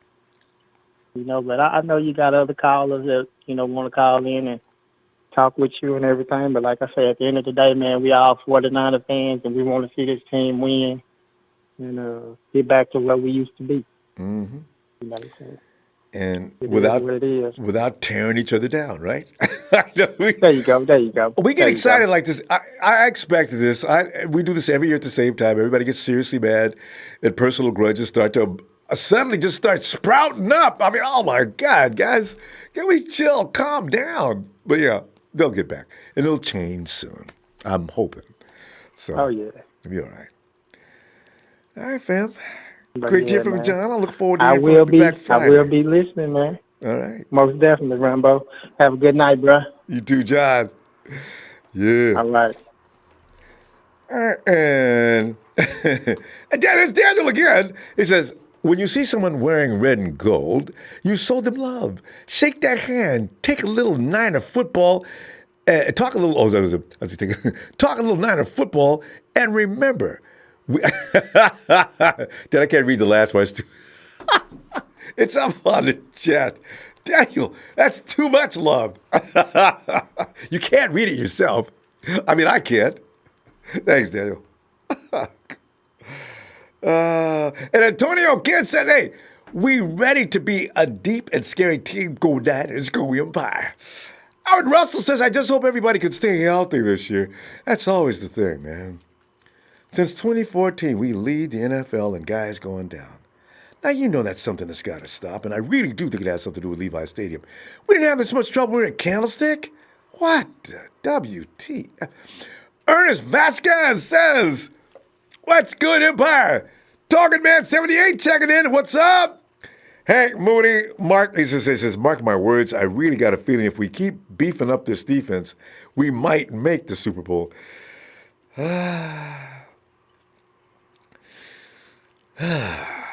You know what?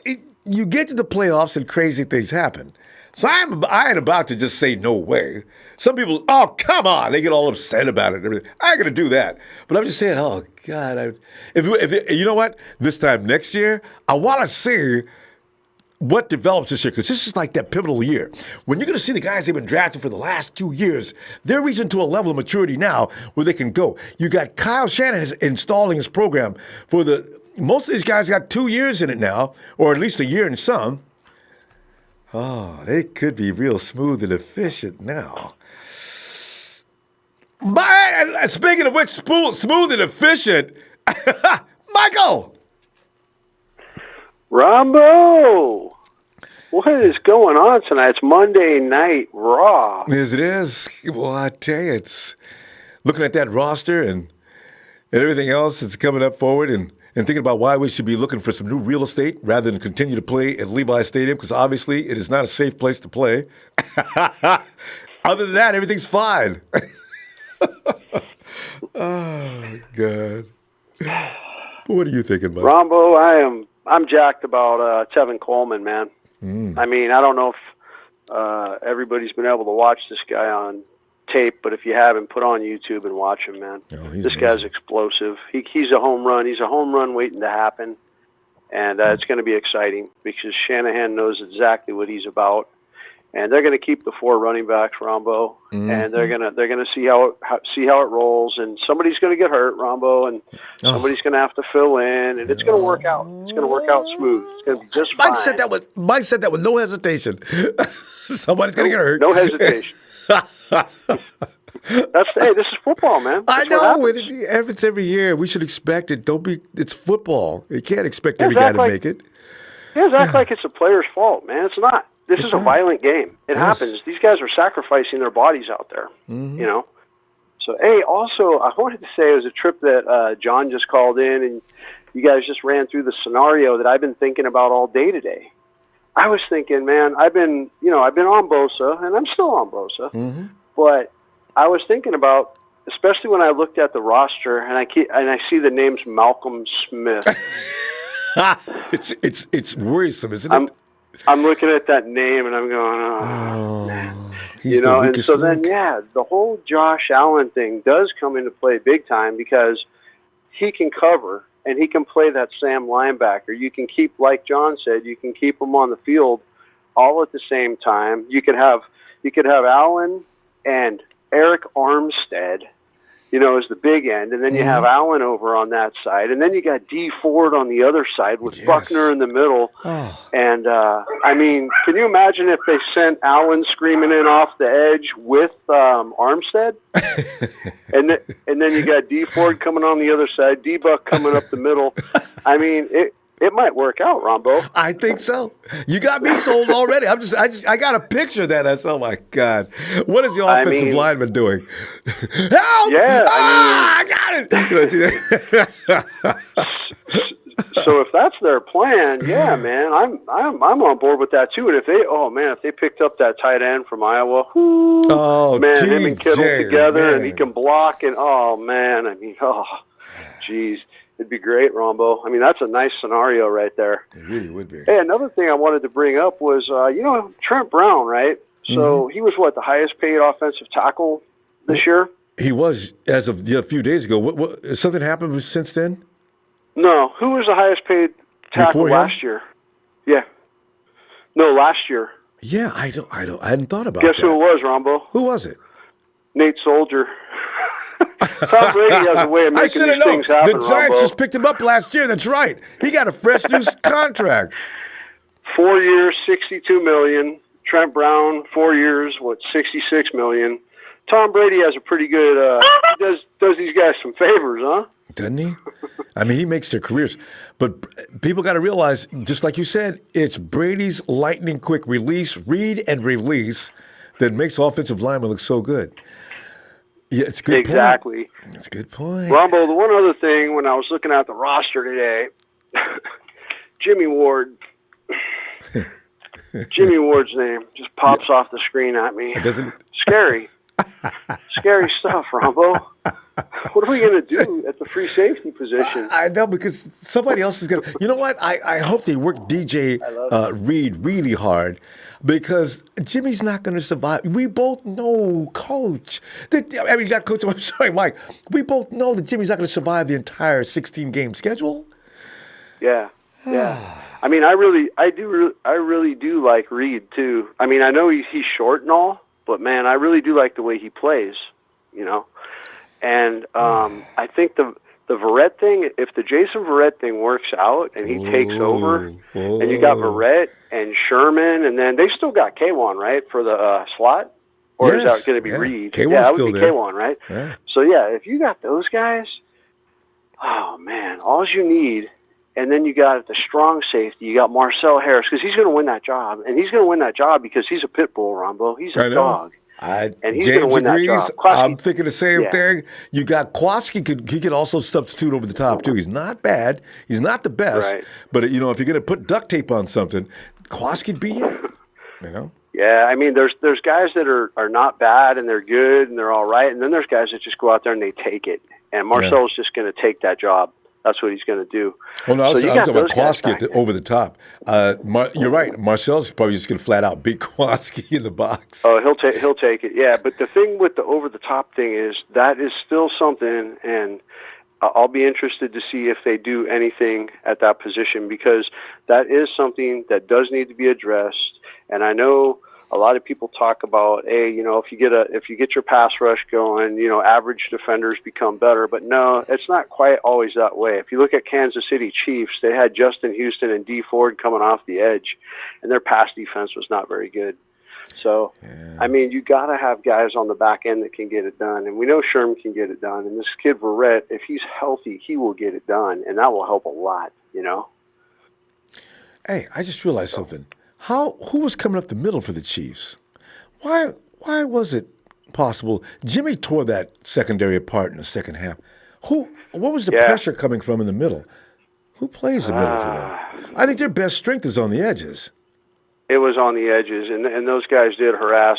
They did harass. They got the Jimmy quarter. once. I mean, they didn't give him a lot of time, but they didn't have it. Guys just weren't covering, and they still got beat up on defensively. You can't have just zero coverage skills like those guys do. The Chiefs were really bad. Yeah. Eric Berry was probably running that show before he went down. This is the thing. Jimmy Ward is actually, you know what? We say bad things about Jimmy, but he never played in that system until last year. I have a feeling because, we'd have won that Green Bay game had he not went down. He was playing cornerback that night. Had he not went down, we'd have won that game. As soon as Maben and company came in, they got scorched. And Rodgers knew it. He went right to that side immediately, did not hesitate, and it worked every time. Jimmy was holding down. I know, Ronbo, but that's the thing. Had Jimmy Ward not gone down every season for the last 5 seasons, we would have a great corner or a great safety. But that's the problem. I don't know what I was talking about. My God, I lost my mind there for a moment. It's always if Jimmy could just stay up, right? God. Yeah, that's the thing. So let's see what happens with this and everything. But I'm interested to see what they do with the free safety, if they're gonna stand pat with that, or if they're gonna make some type of a move. But I like that Josh Allen idea. I really do. Yeah, I do too. Because I don't want do. Malcolm Smith is terrorizing, isn't it? No, Malcolm Smith. No. Coach, I'll look for you Friday. Okay. All right, Ronbo. Hey, thanks for everything you do, buddy. And hey, man, everybody out there, be cool to each other, man. We're a family here. This is the Niner family, and we're the Empire, and we're the best, man. We're the best. We're the classiest, and we need to be cool with each other, man. I think so. We all disagree at times, on players and things like that. But let's not get personal. Let's we all want the same thing. Like John said, he had a good point there. We're all rooting for the Niners. We all want the championship, and we all see different ways to go about it. But that's okay, man. Yeah, it's the fun part of it. That's right. That's right. It is the fun part. See, I mean, look at me and Big Show. As soon as Show gets on the phone, we go after each other right away. But I love this guy. It's okay. I know. I saw a Show. I think he tweeted something today about Nick Bosa being an inside rusher. I saw that. Hey, man, that was in a specific package that Ohio State ran, and if you watch his 8.5 sacks, they were all from the edge. So none of that was inside stuff. I'm trying to tell but anyways, you, it's all good. Anyway. That's right. All right, Ronbo. All right, hey, have a great night, everybody, and shout out to the Empire. Thanks, fam. See you later. Bye. Yeah. All right. And it's good.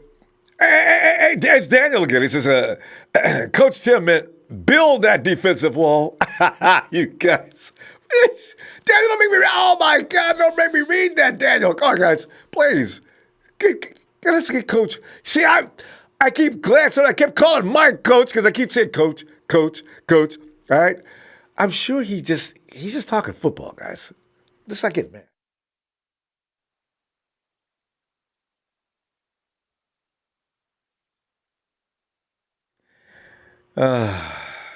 Okay, we got to get over this. I know we can do it. We can get past this episode, and everybody can get back to talking about the 49ers. Okay. All right. And there's Coach now. He says, wait a minute. Okay. Oh, yeah, good. So he says, what's happened is rumor has it Josh Allen might be the choice for our team. Wait. See, Coach is up in Canada. So, what's happening? Rumor has it Josh Allen may be the choice for our team, Our backs are staying home, too. All of them. I agree with that. I really think so, too. And Daniel Andre, it's Monday Night Raw. Darren Lewis. I have DJ Reed as my most improved player on defense and Dante Pettis on offense. Those are good choices. I think Pettis. I agree. Pettis blows up this year. I think Reed may win the free safety job. And if you know what, Taryn, if no other reason, because Jimmy's got a lot of experience, so the coaches might have more confidence in him. But Reed he's going to eventually get in enough reps, and if he is a superior player here, he's going to take it over. Just for being available alone. And then Jimmy, of course, will be relegated to a backup until next season when they'd probably say goodbye to Jimmy. I got to root for Jimmy, though, because I feel bad for him. Smith Dad says Jay Ward is actually a good Jimmy Ward is actually a good free safety and was becoming more of a leader, but can he stay healthy is the question. Yeah, it's always been the question. And Dustin Berry, remember last year when Hopkins thought he would slap Jimmy But that was a mistake. I knew right then and there, boy, Jimmy got some dog in him, don't he?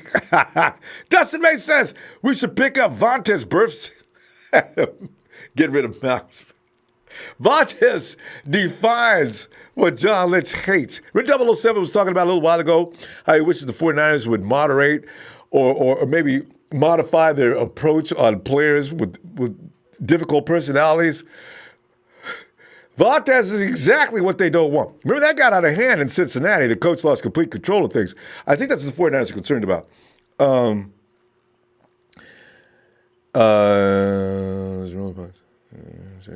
About doing fake using my name. Okay. Yeah, guys. Oh, this is really bad. All right.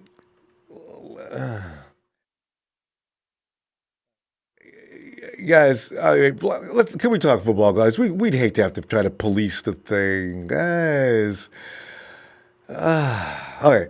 Anyway, Sean, what's up, Sean? Sean. Oh, Sean. Ronbo. Yeah, hey, Sean. What's up, fam?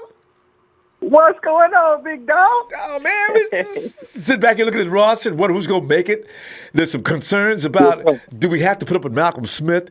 And can Jimmy Ward, if he plays free safety, will he survive? Now you know he's going to survive, Ronbo. I know. Hey, you know what, Sean? Can we get 9 to 10 weeks out of Jimmy? I think we've lost him. How many weeks did he last year? And he was playing a backup role.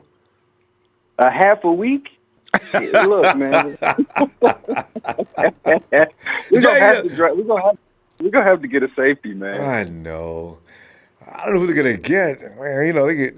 Because Nasser Adderley ain't going to be available. I don't know whenever the 49ers pick. He's going to be gone. They can't unless you get him in the first round. And he's not worth a first-round pick. That's the dilemma. That's the rock and the hard place. Yes. See, and Abram, I was watching him knocking people completely out the other day. And I said, okay, now I know why people like him. Him and Taylor Rapp. But these guys are not free safeties, not really. They're strong safeties in free safety body because they're kind of light. But, boy, they be breaking. Right. Dang. Right. We need a rangy guy, man. We need somebody quick. I could see some trades going on in the draft, Ronbo. I wouldn't rule that out. But, my reason for calling in, because I know you got a ton of callers, man. I think I'm the only guy calling in, Ronbo, who's going to defend Quinnen. Like, I think I'm the only guy. I like Quinnen. People keep comparing him. I keep listening. I don't know what to think. That thing about him taking off the championship game, I think that really pisses people off. So I was looking at this whole year. You know what? And you know what pisses me off, Ronbo? I'm going to tell you what pisses me off. What pisses me off is that they look at that one game and they say he just quit, but they don't look at Nick Bosa just sitting out a whole year, and I feel like that's it. There's a perspective. For what? For what? The money? He's already rich. That's true. Nick left in week 3? Nick played 3 games, notched up 4 sacks, came back for the 2019 draft as a number 1 prospect. Well, it doesn't get any better than that, does it? Boy. Well, you know what bothers me, man, is that, he sits out all this time. He could have came back in December. That's when he would have got healed up, right? And, could have helped his team. And he said he's training for the combine. Check this out, Ronbo. He only ran a 4.84. He's 262 pounds. Yeah, you know what Quinnen ran? Quinnen ran a 4.87. And he's 295 pounds. Like, Ray Charles could see that this boy is a freak of nature. Like, but check it out. Check it out, Sean. You know who ran faster than all of them? And he weighs 285, 287, something like that. This dude we don't like, Rashawn Gary. Rashawn Gary, man. You get that big of a man that can move that fast. He actually could be dangerous, but he don't have the quickness I like. I think that's the best combination. I mean, don't get me wrong. I think Bosa's a great player, and I think he's going to do okay. You know, I'm not knocking him. I just don't think he's better than Quinnen, to be honest. You know, I think the best combination, because we're not going to trade back. I think that early caller made a very good point. If we don't give up the number 2 pick for OBJ, we're definitely not going to just give it up for nobody, right? So I know, right? Unless you're going to get multiple picks, and then there better be a lot. I mean, there better be really taking the team down, because that's number 2. Right, man. Right. You know, I'm thinking we get Quinnen at 2.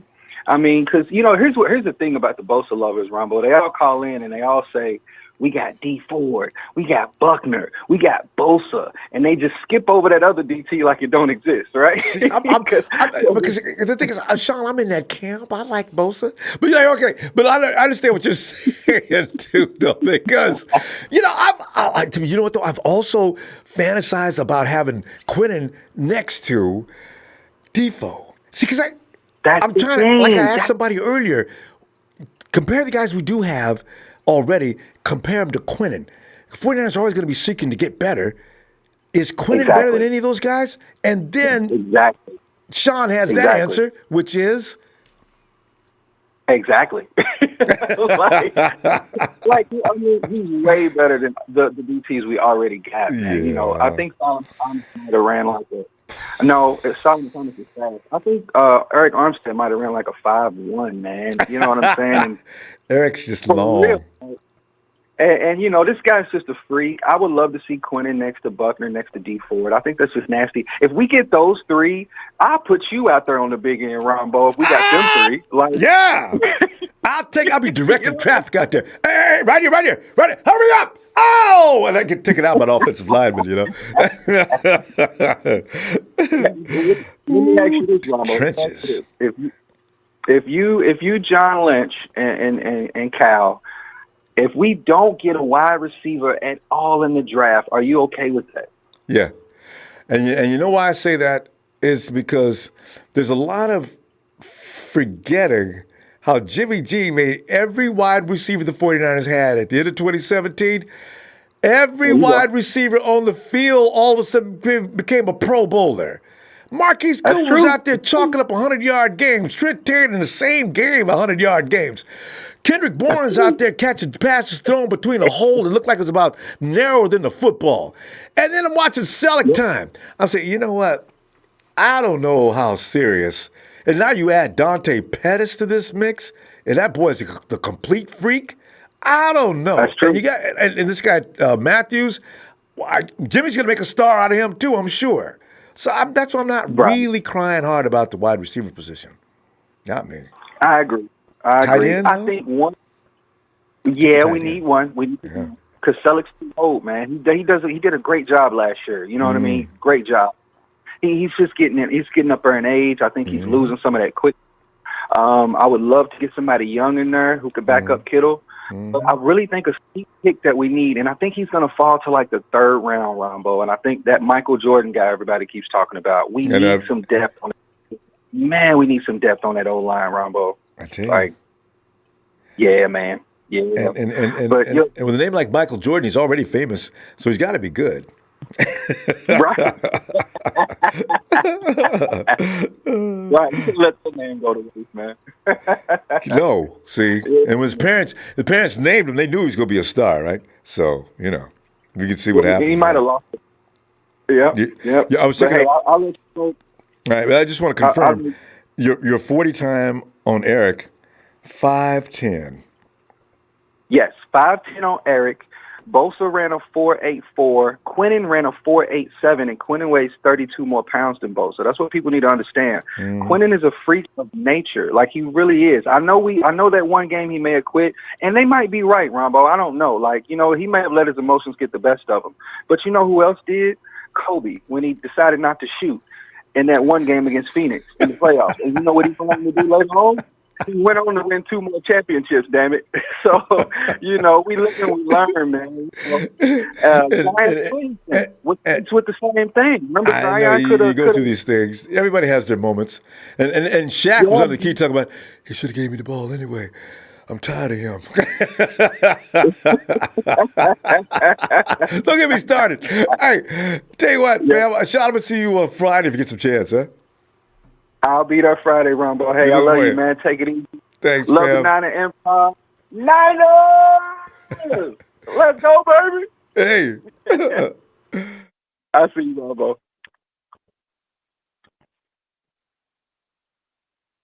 Ronbo. Guys, I'm going to... Okay, that's not... I know that's not Dan Serrano. Guys, I really need for you to put a break on it. I don't want to have to cancel accounts. All right, guys, because...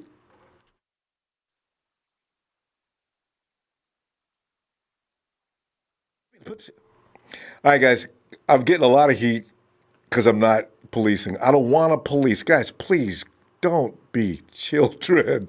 Don't make fake accounts just so you can say nasty things on the chat, guys. Give me a break. Please, please, let it go. Or find Facebook, someplace like that where you can get at them. But we don't need it here. Guys, give me, please, stop.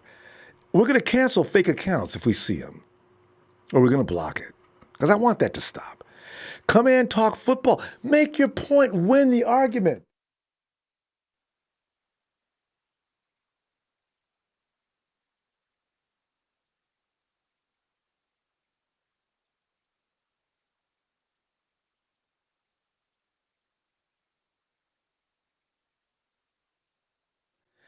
Yeah, and also, Daniel, the fake account is, that's not Coach talking to you, okay? Guys, I got to tell you, the racism is going to have to stop, though, of any kind. You know I don't tolerate it. If there's one thing that pisses me off, it's racism. If I see it, I'm going to have to say goodbye, all right? So come on, guys. We have to get down to that. Come on. Don't start with that. I hate that. No attacking women. I got pet peeves. Racism's number one. No, actually, they're right neck and neck. Abuse of women on this site will not be tolerated. Racism is way up there on my list. So, guys, please, you can talk football, you can say bad things to each other, but keep it football related and lose the personal attacks. Okay. Whew. All right. Hey, Bill!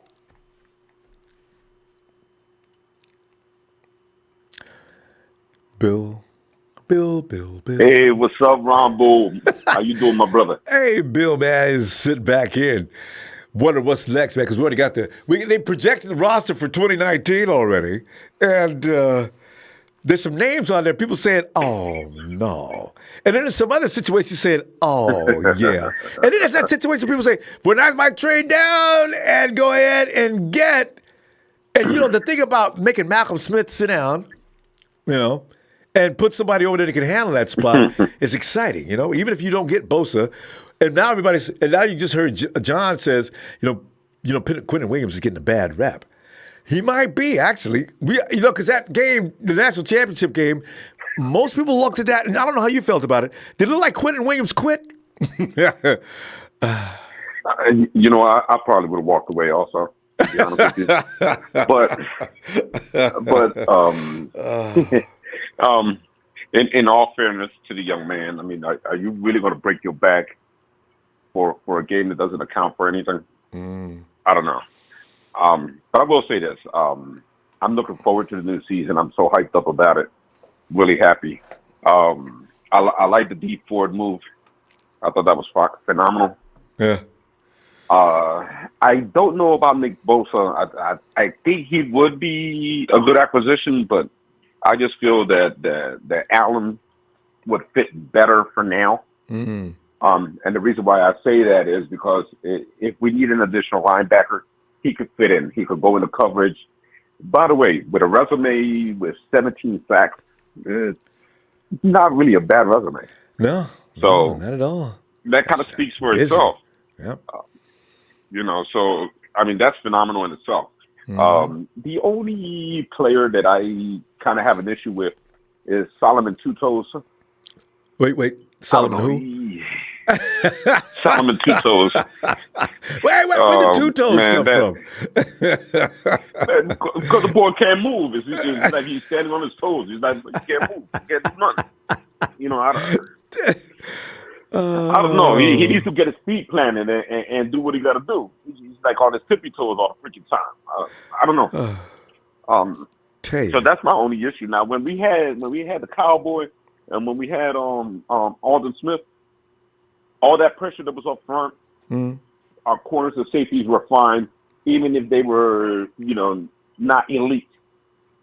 Yeah. Same thing could happen with us now. If we put enough pressure up in the front, have Josh Allen as that linebacker that can go back into coverage and help out, I think we'll be straight. I think it'll be phenomenal. And what else is there? We could concentrate on whatever else we need in the draft.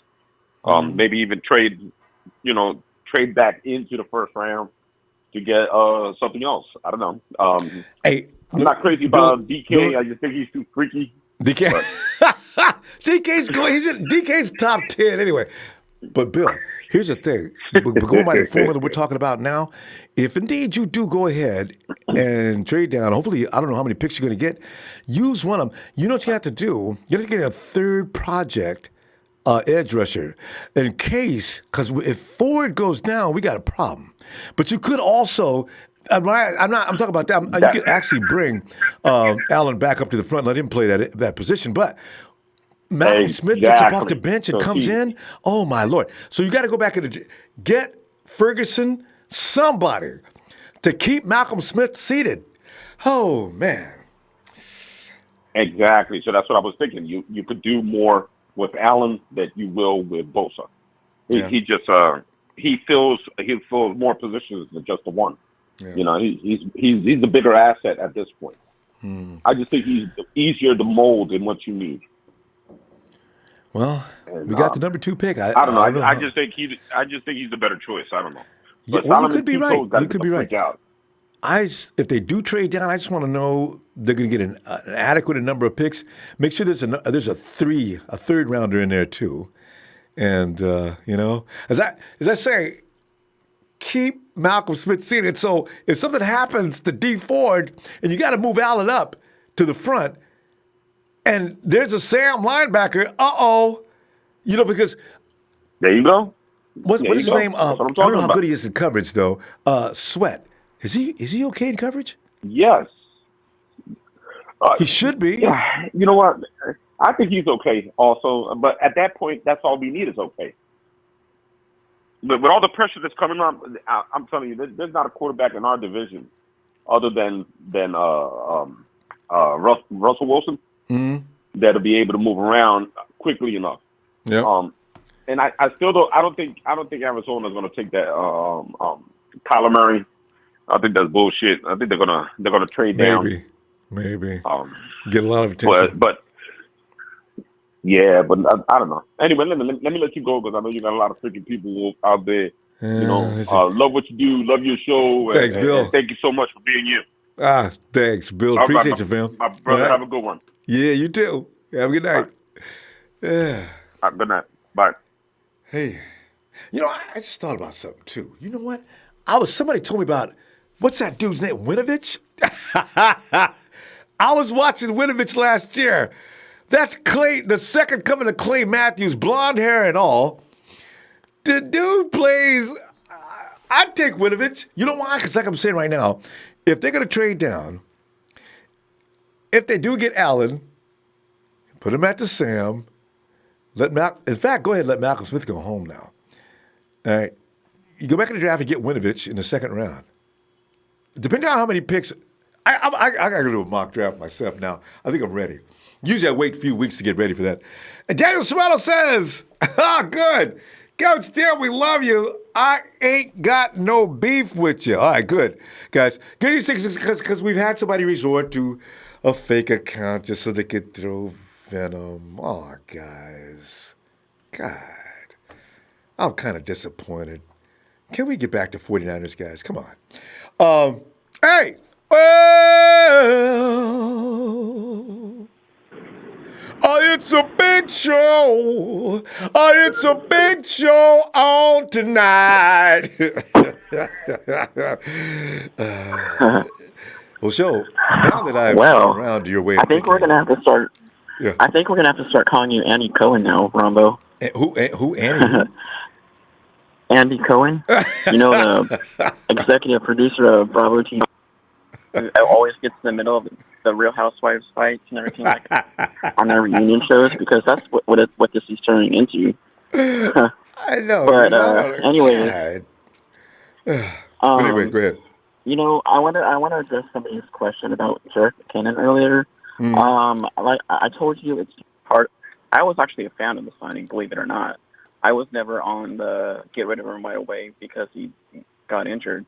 I mean, yeah, I questioned our running back group at the time, but I wasn't satisfied with who we had complimenting Jerick McKinnon.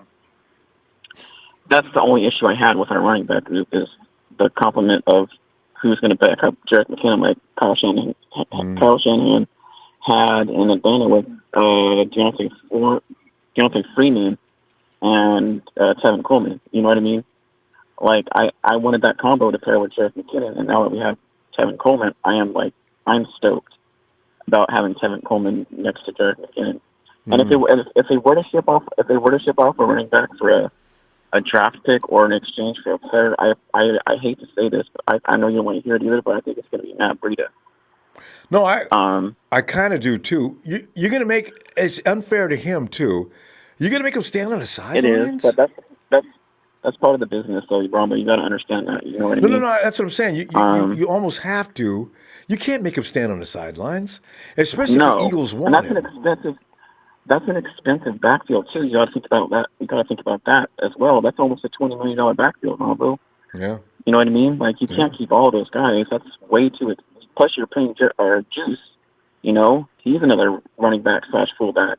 Right. You know what I mean? Right. So, he has to be on the field. So yeah. Yeah.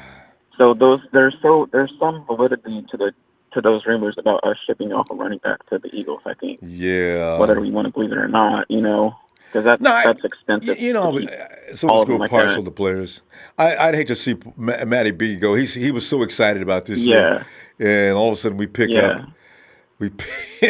Tevin out of nowhere, and that was a shock Coleman. Because they didn't even know he was available. Yeah. And the ones that I think that are going to get cut are Matt Days and Jeff Wilson when it comes to Wilson. Yeah, Wilson's probably gone. Alpha's not coming back. Yeah. Yeah.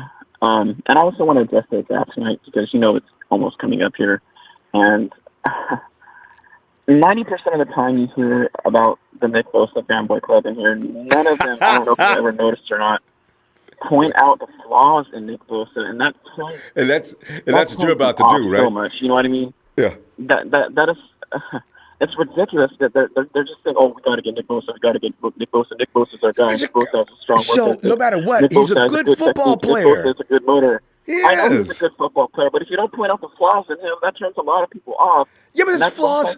There's flaws in everybody to some degree. Yeah, but you have to look at both. They're not overwhelming. You can't just point out the good. I know, but everybody has flaws. They don't. When your flaws, if it's an unbalance, you got more flaws than you qualities. Of course, yeah. But this guy doesn't have more flaws than he has qualities. Nick Bosa has a ton of flaws, Ronbo. And nobody points out those Name flaws. a few, Show. Okay, go ahead. Name a few. And that's fantasy land right there. Please. That's not going to be our pick. They don't always pick what the fans want. They don't Spotlight the what flaws. The fans want. That's ridiculous. Spotlight the flaws. He's always injured, Ronbo. There's one. That's the main concern I have with him is his injury history. That's it. We don't need any more players like that, especially at the number 2 overall pick. And give me a number 2. Show J.J. Watt is one of the best in the game. You gonna tell me he's not injury prone? Okay, give me another one. I have to go back and do my homework on what the other flaws are. They are there by overall. Hey, Show 15 yards for not being prepared. No, that was not a 15-yard. Come on. That's unconversation like sportsmanship. No. I'm going to argue with you. I don't care if I get kicked out of the game or not. I am going to argue with this all day long. You only get 2 15-yard penalties, and you have to be ejected. When they call in, talk about Nick Bosa, nobody does. This is It's ridiculous, man. He's got too much upside, Show. You can point out flaws. We said something about his first slow step. 1 year of experience in college, and then he pulled himself out. That shows to me that he has a sense of entitlement, Ronbo. That's a huge red flag to being a player. When you think, oh, I'm going to go first overall, I'm going to pull myself out of school and quit on my team and quit on my school and not finish my degree or anything like that. That's not a strong work ethic. That's an entitled asshole, in my opinion. And that's a player you stay away from. Show, tell us how you really feel about Nick Bosa. That's another flaw. You know what? Here's the thing, Show. Right there. He's not the first guy to do that. How about guys that skip bowl games? What about that guy? It's just the way it is. That's not fair. You said for 1 minute, you said it is that is not a fair comparison. Skipping a bowl game. Come on now, pulling out of school altogether. That's a huge difference between pulling yourself out of a bowl game. You're still with your team. Blame the NFL. Blame the NC2A. Some of those kids in school should be getting paid as well, and they can't even take photos and get a contribution without getting kicked out. That is why I'm so select by Nick Bosa, because nobody points out his flaws or looks up any. Nobody does that. See, that's what you did. That's all you hear 90% of the time. He's good. He's going to be our pick. He's going to be our pick. He's going to be our pick. I can't even think the Cardinals aren't picking Murray. They only have a serious up. Come on now. All the quarterbacks all the teams that we thought Josh Rosen was going to go to, they all signed quarterbacks. And you still think they're going to pick Murray number he's one? out of control. I don't know what to tell you. Come on now. It's ridiculous, Ronbo, man. when you asked Big Show what else was wrong with Bosa, there was crickets. You didn't know what to say. What else? I mean, Show's one of the vent. He doesn't appreciate Nick Bosa. I get it now. Well, I really clearly get it. Show, I understand it. You do not have a poster in your room of Nick Bosa. But listen, some of the things you're doing, some of the things you're saying about Nick are completely unfair. It's not unfair, Ronbo. At the beginning, you said it's a business. You have I should to look understand. at the flaws. You cannot just look at the pros. Nobody does on here. I know you said earlier when I said you get parts of the players. I hated to see Matt Breida go. He says, yes, but you need to know that's a part of the business. This is the same thing. They start business in their senior year, going into the draft, or whatever year they're leaving out. As soon as they declare them for the draft, then, of course, it's all business now. So you come back, Show, it's kind of hypocritical what you're saying here. No, I'm not being hypocritical. Are you kidding me? You excuse other people for doing other things, but you won't excuse Nick Bosa because you don't like the way he combs his hair or something, or the fact that he's a Bosa. That's not my point, Ronbo. You know? My point is people need to look at the flaws of the player. We do, but pros and the cons of the player. No, I don't hear any cons about Nick Bosa every time. Who do you want to get in the first round? No, we got to get Nick Bosa. Show. I don't even think we're saying there's no question mark. Who do you want us to pick up first? Can you answer that? I don't know. I don't know. I think we're done here. I'm going to say, prepare your argument and come on back tomorrow. I'll be waiting for it. But if Friday, I might come back tomorrow for you anyway. You see, this is how we argue football. We don't get involved in drama like good call, Show. Folks do. Good call. All right. This is how you do it. All right. Shout out to everyone. All right. All right, Show. Great stuff. Oh, by the way, I love that I have enemies on this show. It's fuel on my fire that they want to go the total opposite of what I do, especially when it comes to so.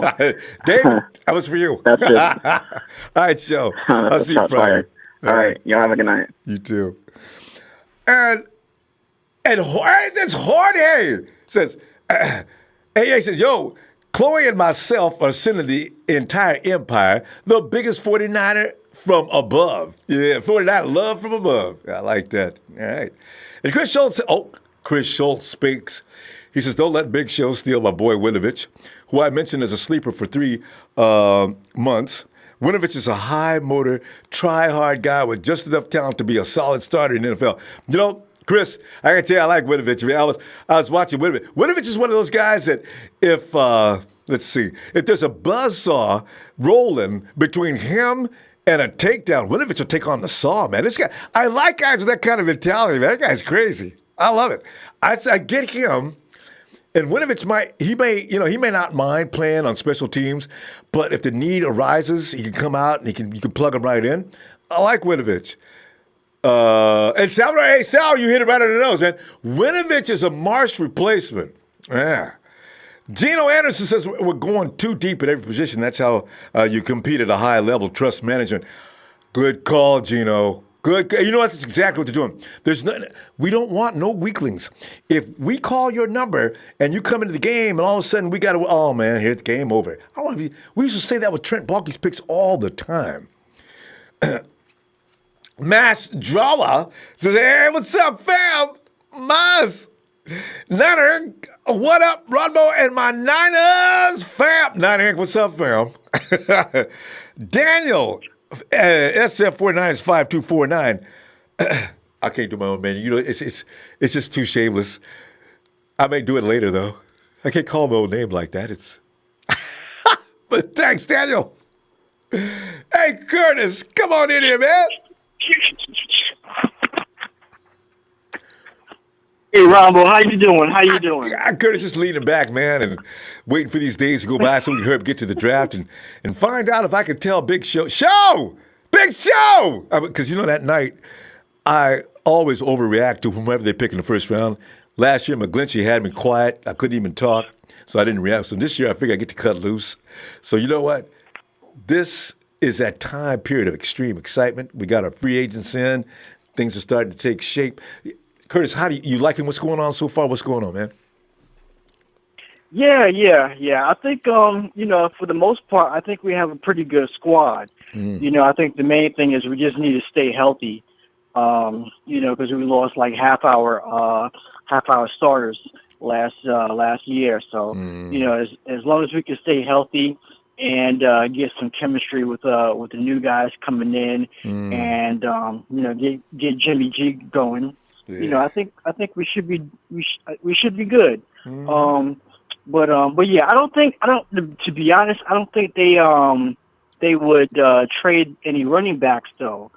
Because if you think back to last year, basically Coleman is taking the place of Alfred Morris, I think. You know, because last year we had four. We had Breida, we had McKinnon, we had Alfred Morris, and then we had Mostert. So and then you know McKinnon. I think McKinnon got injured after we had already picked up Alfred Morris. If I'm not mistaken. Oh yeah, right. I think we picked up McKinnon because we picked up Morris because we lost McKinnon. Yeah, we picked up Morris after a few minutes after we lost McKinnon, right? Yeah, I'm not sure. Maybe somebody in the chat can help. I thought we had Morris first. Well, you know, Morris wasn't really actually necessary until we lost McKinnon, I think. I could be wrong, but I know Morris was he wasn't with us all off season long or all OTAs and everything. He came last. Like the preseason or something like that, right? Or before the preseason, I believe. I'm not sure, but yeah, and I think too is that we might use McKinnon kind of like Christian McCaffrey over in Carolina. Oh, absolutely. I've said it all the time. What? I wanted McCaffrey. Now Kyle waits 2 years later, and he goes and gets his Christian McCaffrey similar playing style. So yeah, I knew it. Or like Alvin Kamara over with the Saints. Yeah. So you know McKinnon. Yeah, he might have more passing yardage than running yardage. Well, yeah, which in Kyle's system, that's a good thing, because Kyle likes to chuck it up on the first down. He'll have if his system is working correctly, he'll put that ball up in the first down in a heartbeat. He hates third down situations. So if Kyle could second down you all the way down the field, that's what he's going to do. That's why you see the play action. That's why the run game is so important. If it doesn't work, it screws up his whole plan. So. Yeah, and I mean he's gonna have McKinnon lined up everywhere. You know, he's basically almost going to be like a slot receiver type. Yeah. You know, so he's going to be, you know, outside in the slot and everything, coming out the backfield and everything. So, I think there's plenty of opportunity for us to have McKinnon on the field, plus Coleman, or you know, McKinnon and Breida at the same time. You know, something like that. So I think they're going to run a lot of packages like that as well too. Yeah, and I know. I heard a couple of guys talking about, they liked those two tight ends in the draft from Iowa. Was it TJ something? TJ Hawkinson. I think Noah Fant. Yeah. Noah too. I don't know how feasible that would be, because if you think about it, if we're running two tight end sets, that means that Juice will probably have to be off the field. For some plays, that's okay. That's okay. It doesn't have to be a constant thing. You pull that trigger on that. You look at your defense and see where the strength is, and you can make that call at that point, though. Yeah, that's true. Because I'm thinking like if you're gonna spend like a second round pick on one of those tight ends, Hawkinson? Yeah. Or like that's for them to be on the field every once in a blue moon. That's going to be. But remember, you got Selleck, who's on the field a lot. But Selleck, he became invisible last year because I think he broke his thumb or something. Anyway, Kyle stopped going to him until he healed up at the end of the year. And my God, in those last couple of games, I said, where's this guy been all year? And then I read where he actually, in the Kansas City game, he broke his finger. And it took the rest of the season for him to get better. Yeah, I didn't even know that. Yeah. So he was I heard of relegated to blocking. So Hawkinson can block and he can catch. Gotcha. Now you got two guys like that? Unfortunately, Selleck might have to go, but Yeah, and I think one more thing too. I think you were talking about the O-line, our backups. Remember we traded for that guy from Cleveland.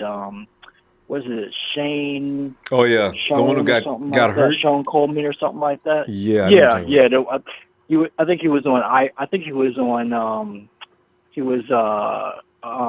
He didn't play at all. I think he's lucky to be alive. That he's even in the NFL is amazing. The guy's a miracle story, surviving what he survived. So but listen, hey Curtis, we're gonna have to go. And Curtis, can we see you Friday?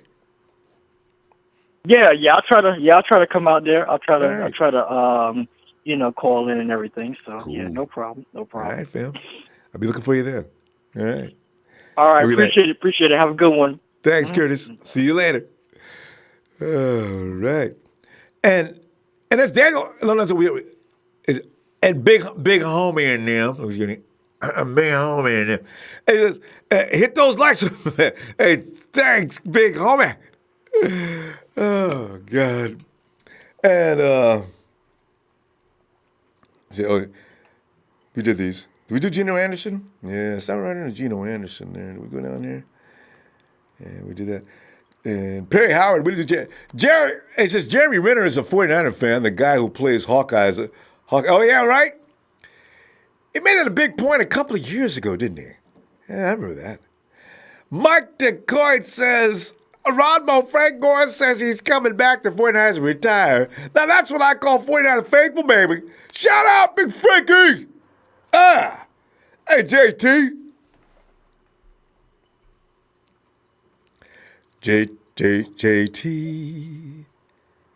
JT.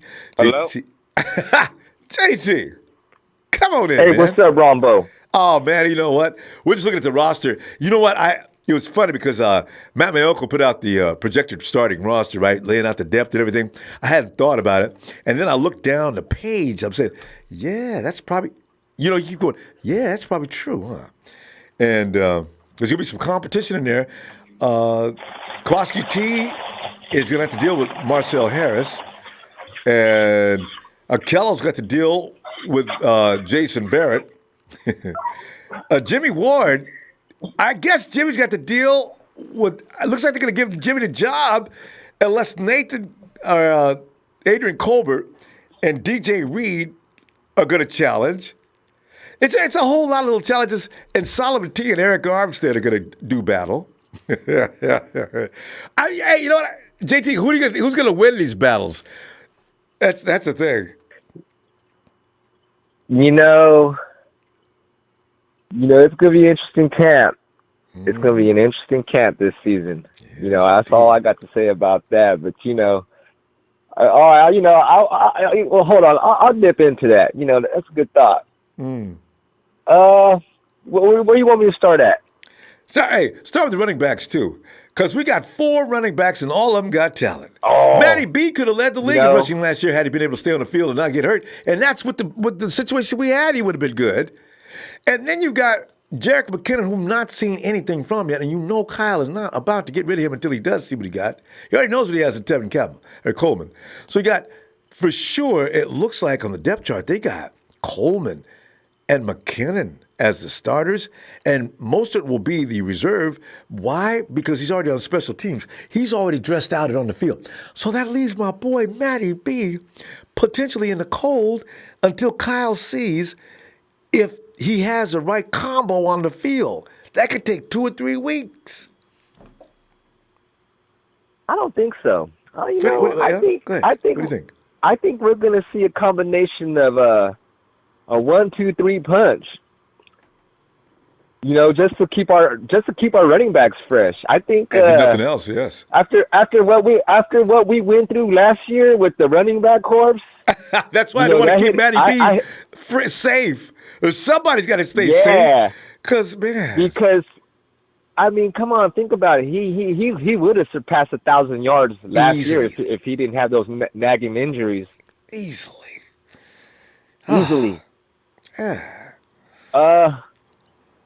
Shit, that's what I think. We're gonna see a 1-2-3 punch, and I think, I think we're gonna, like you said earlier, we're gonna be putting a defensive coordinator. We're gonna be giving them some fits because they're gonna be like, "Fuck, how the fuck are we gonna? How do you stop that?" I mean, yeah, every only formation, that, and I want to piggyback on what John said earlier. I like that. I don't know if I think I misheard. I didn't know for sure if he said to move back up into the first round to get T.J. Hawkinson. Is that what he said? Well, something like that. But he did say something about wanting T.J. Hawkinson. Oh, man. And it's time for us to pick up another tight end, too. So if we don't go and get a receiver in the draft, I mean, don't get me wrong. I think Jordan Matthews, I think he can. Jimmy Garoppolo can make him a star. Don't get me wrong on that. It is. But I think if the Niners really wanted to get a top end receiver, because there's going to be a lot of them in this year's draft, they're gonna do it. If they're gonna do it, I hope they get like someone like a Hakeem Butler or something of that caliber, or A.J. Brown or Marquise Brown or something of that. But if we don't go wide receiver, I want to see them get T.J. Hawkinson too. Yeah. I would love that. Nick Bosa or Josh Allen, because I want to piggyback off what John said earlier on the Josh Allen thing. Yeah, I like that. I like the thought of that. Because that Malcolm Smith, that's a story. Scares everybody to death. I already see him. OTAs. Malcolm Smith has been put on the. He's been out with a hamstring. As soon as they say hamstring, I'm gonna get mad. I just know it. So I knew his hamstrings were gonna go out first, and then that follows up with about 2 or 3 other things. And then he's not. Is he gonna be ready opening day? No. Well, good. That's fine. Let whomever you picked up play that spot, please, and let him stay there. Exactly. And let me say something on the Jimmy. I have faith in Jimmy. We did not pick up that man in the first round. And when I kind of looked that up, when I looked at that Jason Verrett got picked in that same draft, when I wanted him, that was 5 freaking picks before we ended up having to pick up Jimmy Ward. So at that time, when I wanted Garoppolo and Jason Verrett on that draft, I was fucking pissed because I wanted both of them guys, and they both didn't got. I was hot. So now we got Jason Verrett, who we lured from the Chargers. Yep. We got Jimmy Ward, who we originally picked up 30th pick in that draft. Yep. Because we picked number 30. They picked number 25. The Chargers did to pick up Jason Verrett. Yep. So that's the way that works. That's the way we. And this is the funny thing about it. When we also got Arik Armstead that year, I was saying, Coach, please pick up Marcus Peters. See, every year you do this. When Solomon was picked up, I thought I was going to lose my mind. And the 49ers, because I already said weeks before, ain't no way we're picking up Solomon Thomas. We picked up Solomon Thomas. Oh, no, God, no, please. But see, I am in full support of Solomon now. And I figure whatever he's doing right now is going to make him a better football player. I think Solomon Thomas, I think this year, the third year in his junior year, I think we're going to see a better Solomon Thomas this year. I hope so. Along with Jimmy Ward. Yes. I think we're gonna. I think those boys are gonna stay healthy. Hopefully, Jason Verrett stays healthy because if he does, he gets signed to another contract when he get after his 1 year is up. I want to see him healthy, Ronbo. That's a must. But Jimmy and Jason, you got to give them 1 year contracts. You say, you know what, guys? I'll sign you a 1 year contract every year between now and 2025. I just don't. I want you to know it's a business. I just want to make because if you guys want to play football, you can stay. So. Hey, Ronbo, I'm going to say one more thing about Verrett. The thing why I wanted him to come, and I've been praising this kid for so long, is because the way this guy can move his hips. He can, He can flip them, can he? That guy can play corner. We're going to go. We got to run out of time, JT. I'm going to tell you what, though. I'm going to see you Friday night, huh? All right, Ronbo, for sure. All right, JT. Have a good night. All right. Niner Empire. Yeah. And as Daniel, I love it. Daniel Serrano. Daniel says, "Tell your mommy and granny, even your sister's baby daddy." Yeah. Let me do this right. Tell your mommy and granny, even your sister's baby daddy, hit that like and enjoy El Ronbo. Show that love, baby. Daniel Serrano, man, you're all right, man. Okay. Salazar 49ers. Hey, Salazar, come on in, man. Rumbo! Sal, what's going on, man? It's the roster's already like, if we had to play this Sunday, man, I think we could win some football, man. Oh, wait. Jimmy, these guys ain't, the ACL is still hanging out. And even Quan's got it. So we need to wait 2 months from now and check that out again. But Sal, man, what are you thinking? I'm thinking the same thing you are. If we have Jimmy G, we have a solid chance. Mm-hmm. That's what a franchise quarterback does. So, I know. So, Ronbo, I have something like urgent I think the 49ers need to address. Mm-hmm. I heard someone earlier say that how Lamar Houston and Dee Ford, how they were both side by side, and they pretty much tore us up. Yeah. So Houston is still a free agent. You know what, though? He's 30 years old. To go get him. I think they just don't. I don't care. I don't either, but I think they do. He's a star because I'm looking player. at what they do. They keep making sure that you're like 26, 27. I think their cutoff is 26 because Dee Ford is 26, but his birthday comes up later. Ronbo, we get those 26-year-olds, and then we give them 3 years to develop. What the hell? Oh, no. At 26, so, at 26, you're already developed. They're going ahead and get you in your prime now. I mean, you don't have. I mean, Dee Ford Dee Ford may get better, but he's already good. Quan Alexander's 24. No, I was talking about he's already been to the Pro Bowl. So these guys, you can give them contracts, and they ain't going to develop any further. But if you go out and get a 30-year-old, how many years are you going to give him? I'll give him 3. Yeah. And I guess you could bring in understudy. But 2 maybe to be smart. Yeah, and they might not want that. Maybe they do if they see reason, But it looks like that's what they're doing. I read an article that said we still have about $42 million in cap space left. 37.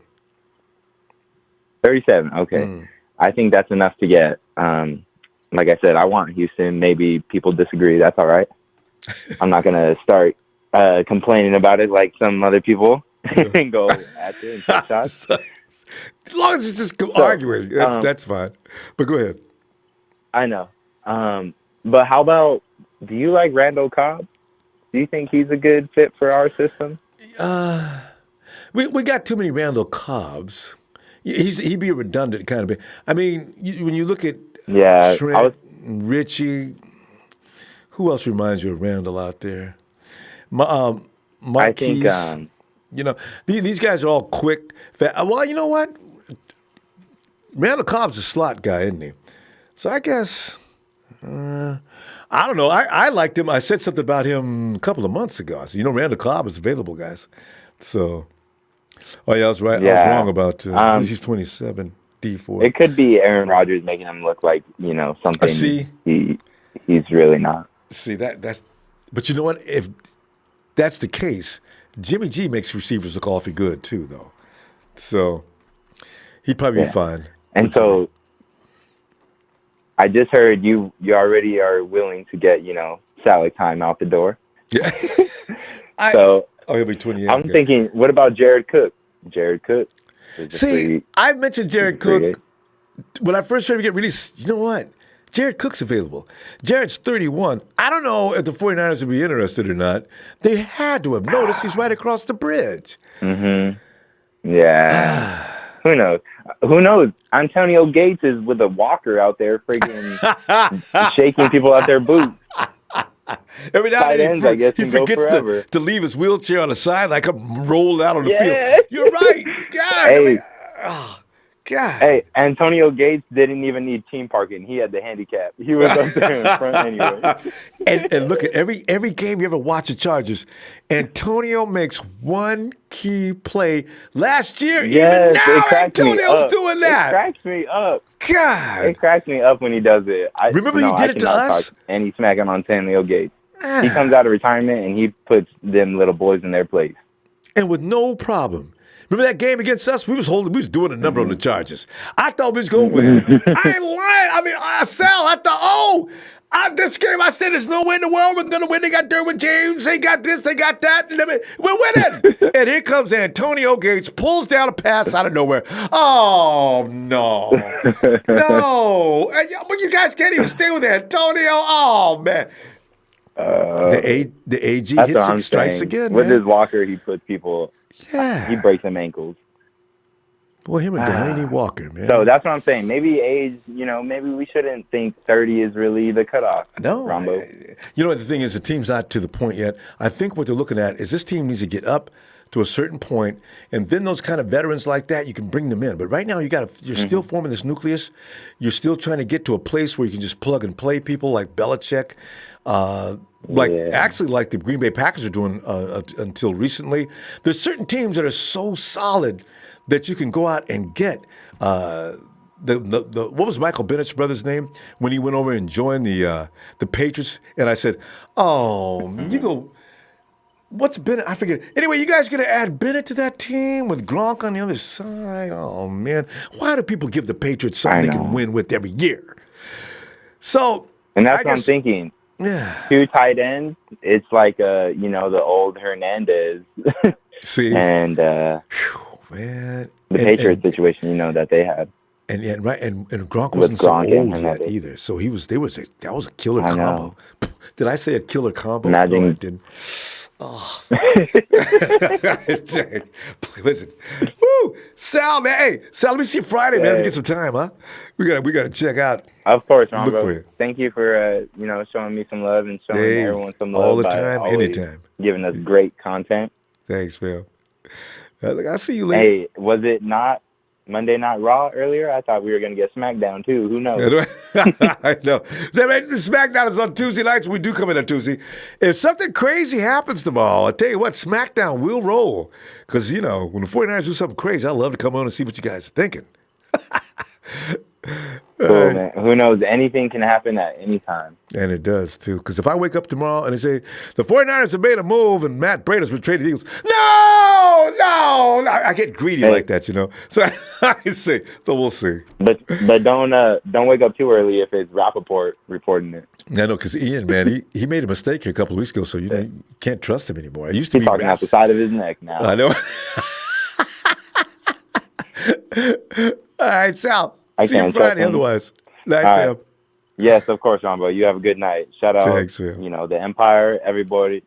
Let's show everybody love. Even those stinking Seahawks fans, because we're going to kill them with kindness. We got to Not them. Not the Raiders either, and the Rams either. There's three fan bases we do not show love to. I'm warming up to the Cowboy fans a little bit, but boy, okay, we're going to try, though. All right. Yeah, that's true. I'm just trying to be positive, but you're right. You're right, We Sal. stop. We got to have a line there. We can do it. All right, Ronbo, take it easy. All right, fam, you too. Bye-bye. All right, bye-bye. And there's a kowtow Canadian. Eh? He didn't say that. I just like, kids always do that. They always said that. Eh? I always wonder. Hey, love the Bats and cheers fair for the 403 north of the 49th. Oh, it is kowtow Canadian. I love it, fam. Sup? Eh? I do like Molson beer, too, by the way. Gino Anderson says, if Bosa becomes a problem when it's time to negotiate his second contract, that's a good thing. That means he performed. We would pay with no problem if that's the case. Gino, and you're right. The scary thing is the Bosa's guy comes in. He starts from day one before they're even on the team. Remember, I thought Joey was going to go back into the draft at one point. So we'll see what happens on draft night. Nelson Corral says Allen Williams or Bosa. Yeah, you can't lose with any of those picks, actually. Even though we haven't talked about Nick Bosa's flaws to the extent that we should in order to be fair and objective. So you better come back here tomorrow with a better case. I'm telling you right now. Hey, Scoop 540 says, do you think Solomon will play in the middle with Buckner? See, they act like they don't want to put him in the middle. You know what? They gave Solomon Thomas an ultimatum. Either you play on this edge or we're not picking up that fifth-year option. Or fourth year. Oh, he's only going 3 years yet. Yeah, this will be Solomon's third year. Solomon's got to produce from that point. I think that's unfair. You know what? Solomon really might get moved just because how many guys can we got? You got Arik Armstead. You got Ronnie Blair. Who else we got? Man, I don't know. Good luck, Solomon. John Bird Sunberg says, having such a poopy day. Thank Ronbo and the Lighter family to make my night better. John, man, we're here for your service, man. John, call on in here, man. And then Brian Cole says, let's go get Bosa. No matter what anybody says, Bosa's still in the mix. See, it's like Sean, the jeweler, pointed out at the beginning, if we ain't going to give it up for OBJ, we ain't going to give it up just for anything or anybody. Whatever they do is going to be a key move. Better be, or the 49ers are going to get shamed, especially if they don't make a solid move. Because, you wouldn't give it up for OBJ, but you gave it up for that. They don't want to hear that. Daniel Andre says, what do you make of these rumors of the Seahawks trading Russell Wilson? That's one of my favorite. When I need a laugh, I think about how Russ says, we need to move. My wife, as you know, Sierra's an entertainer, and Seattle is not what you call the entertainment capital of the world. My wife needs to be where she can be around show business types and people that can promote her career. I'm not a selfish guy, and I've had pretty much enough of the Seahawks. They're not going anywhere. We get into the playoffs. I get shamed in the first round. I'm ready to head out to New York. So you know what? Yeah, I don't know. Zach, Ronbo. Zach, would you celebrate? Ronbo. Yes. How you doing? I'm doing all right, Zach. I'm sitting there clowning Russell Wilson on his way to New York. But what are you thinking? Oh, please. Seahawks do a lot of dumb stuff, but the worst would be to give up Russell Wilson. Really? The nice thing about the NFC West, you got this competition in the NFC West like no other. When you get these four quarterbacks out there, whether that be Rosen or Murray, and you can put Goff, Wilson, and Jimmy G in that mix, boy. That's a solid. We're going to put on a show for the rest of the league, Ronbo. Tell you. And we already have, especially coming up this year. And they think that what's his name out of Kansas City? They think that Mahomes is the first guy to throw sidearm. Now, nobody throws a no-look pass yet, but Jimmy was throwing that sidearm shot for touchdowns last 2017. Oh, you remember that one at the Jags game to Trent Taylor in the end zone? Jackson, Trent Taylor. Oh, that was a beauty. And hey, bring up T.J. Hawkinson. People are talking about trading up into the back end of the first round. Mm-hmm. We got to remember, we got Kittle in the 5th round, the best tight end in the dang league. True. And we're really talking about trading up into the back end. Good for point. a tight end. Come on. Good point. We cannot trade up. Come on. Back in the first round for a backup tight but Zach, end. the thing is, Kittle makes you love them Iowa products. And you figure Hawkins is coming out of the same. I don't know who's coaching them up over there at Iowa, but them dudes come out of there with some mad skills. George is phenomenal. I know. Hawkinson might be too. But we've got some pressing needs. We've got some pressing needs right now that we simply cannot avoid. True. All right. I'm trying to envision a season without injury, but I know that's not going to happen. We both know it won't. We're gonna need some depth in the secondary. All right. Yeah. Secondary. I'm glad that we got all those running backs, man. And bet we are not trading any. We are running a 3-back set with Mostert as our gunner and special teams. Mm-hmm. That's how it's going to work. All right. Depth. All right. Next man up process. It's going to happen. I want to see a good, strong side linebacker come in. All right. Whether that be Josh Allen. All right. Playing the outside linebacker. I hear Bosa. All right. And I hear Allen. I hear Williams. We all got their positives, right? It depends where we address our other needs, right? Trey Boston, right? 4 interceptions last year, 26 years old, our fellow rival with the Cardinals. He's got to come down, right? Listen, this free agency was all about playmakers. Playmaker, okay? You saw Quan Alexander, playmaker, man. D Ford had more forced fumbles than our whole team with 7 last year. That's what our mindset is. One man beat our entire team. Right? Jason Verrett. Jason Verrett's last healthy season, he had 3 picks. We had 2 as a team last year.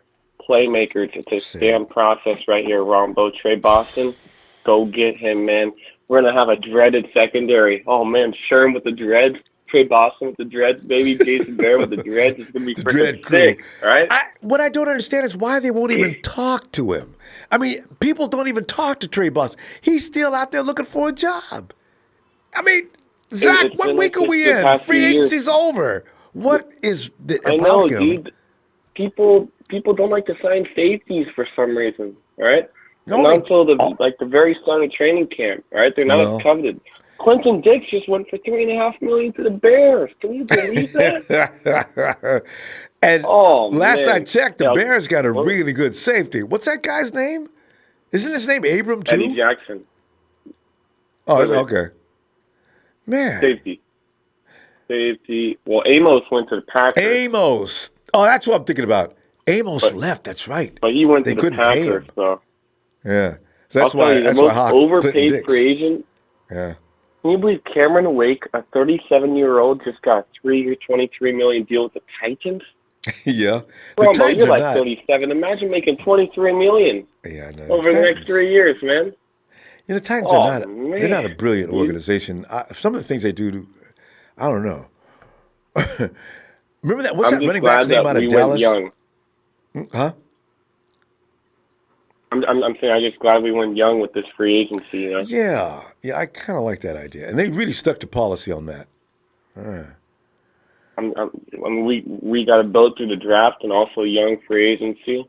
All right, we got enough vets on this team for my liking. All right. Yeah, that's a blueprint. When you got Quan Alexander coming in at 24 years old, all right, Fred's like 23. We're building for the future. All right, D Ford's 27. His all right, birthday's people today, think that we already addressed the pass rusher need. That Cassius Marsh move just told me that we are still going for a pass rusher. Quentin Williams would be nice, but I believe that we do believe in DJ Jones. All right, DJ Jones is coming on. All right, and I know you're hearing it everywhere. All right, but I'm trusting DJ Jones. All right, I'm not thinking about Quentin. I'm going Josh Allen or Bosa. All right, it depends where we address. Are we going to address outside linebacker first, or are we going to address the end in 2nd or 3rd round? All right, what are we doing on day 1 and 2? All right, it's all about the plan. We can only guess for now, right? And like you said, McGlinchey, I about damn lost my mind. I cannot believe it. What? Everybody's waiting for the sexy picks. What? Mike McGlinchey? And now look. We're like, are we going to be playing on that left guard? You know? Well, you know what? Only Quentin Nelson gets to be in the top. What was he, top 5? When did the Colts pick? Quentin Nelson went 6. Yeah, my God. But he was worth it. Yep. Yeah. So he was worth it. I'll tell you, he was. All right. Last question. What free agent do we need to go get if we do get one more? I'm with you. I don't understand. What is with Trey Boston that nobody likes? He's a good football player. He's the one who beat us when we played the cards. He wouldn't let us throw out anywhere, out in the field, anywhere. There's Trey Boston again. I kept saying, who is this dude? Because I didn't know anything about Trey Boston until last season. We are about having a good attitude. All of our guys that we're going to draft and we sign are guys going to be good in the organization. Yeah, it's always That's character. The one question I have about Trey Boston is the attitude. All right. Somebody said Ruben something Foster about is gonna that. be the last mess up in this organization. I truly do believe that Lynch and Co. are not going to sign anybody with a bad rep. All right, we're getting good quality guys, and that's how you got to do it. It may take a bit more time, a bit more money. That's okay, all right, because we're looking long term, right? I got to tell you, Zach, though, but I question, was OBJ a character signing? Or is it just that they finally overlooked some of the issues just to bring him in? Because OBJ is not what you call a good citizen. I mean, he's okay. Gettleman's got to have a good reason to get rid of him. Like, I didn't sign him just to trade him. There's got to be a reason behind that. There's a bunch of shit out there that we still don't know. Yes. There's something about that, you know. Talking to the media, Yeah, and that we'll see. little incident when he was vacationing, getting caught smoking. Oh, the yacht club? Yeah. You know what? On the bed? Yeah. Yeah, that was a little. See, those are the kind of things that that was a bit too much for me. Yeah. Anyway, well, Zach, let me see you Friday if you get some time, and all right, we'll continue. Sounds good, man. Stuff, fam. All right. Hey, let's just keep getting the shit done. All right, let's go, baby. Niner faithful. We're good. We're gonna get there. All right, too. man. I'll All talk right, to you fam. later. Talk to you later. Good night. All right, man. You have a good night. Yeah, good night. And Dwayne, JJ, I love him. There's a consonant out of place I can't deal with. Dwayne Edge. Dwayne Edge. I like the kind of feels good when you get it right. Dwayne Edge 413. Josh Allen is a better fit, people. Not looking at the fact we have a tough receiving core. We good. We average 30 a game. It could be that way. I see potential for blowout, provided they don't send everybody to the IR. Because I get a lot of trouble for that. People, man, come on, man. That team ain't nothing about, man. Just look what they did last year. Every time I hear it, look what they did last year. Oh, I forgot to bring my gun. You know, because, I mean, come on. They cannot be judged by last year. KJ Edward Good. What's up, KJ? Thanks, man. Justin von Stryber. Rashad Gary isn't even the best pass rusher on his whole team. Hey, that's right. Chase is on that team, too. I gotta go back and look. You know what's so funny? When I was watching Chase, maybe because of the way the camera setting is, I didn't see Gary, and I seen Winovich in on every play that he was involved in, like right now. That team should have, man.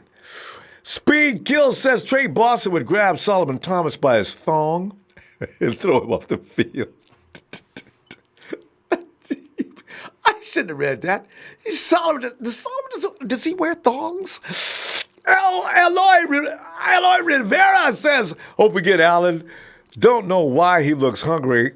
He wants to show people what he's capable of doing. So Bosa looks like he's going to get hurt. Hey, tell you what, it's like I've said, and I keep forgetting myself, it's the players they don't talk about of whom they're going to go after anyway. Every year they've done this. They won't talk about Solomon Thomas. If they were, I would have believed it. Every mock on the planet, Solomon Thomas to the 49ers with the second overall pick. No! Why? I was confident, too. It's like, second round pick. 49ers were traded down to the Chicago Bears. Okay, good. They select Stanford University defensive tackle Solomon Thomas. Oh! Oh, my God! Oh!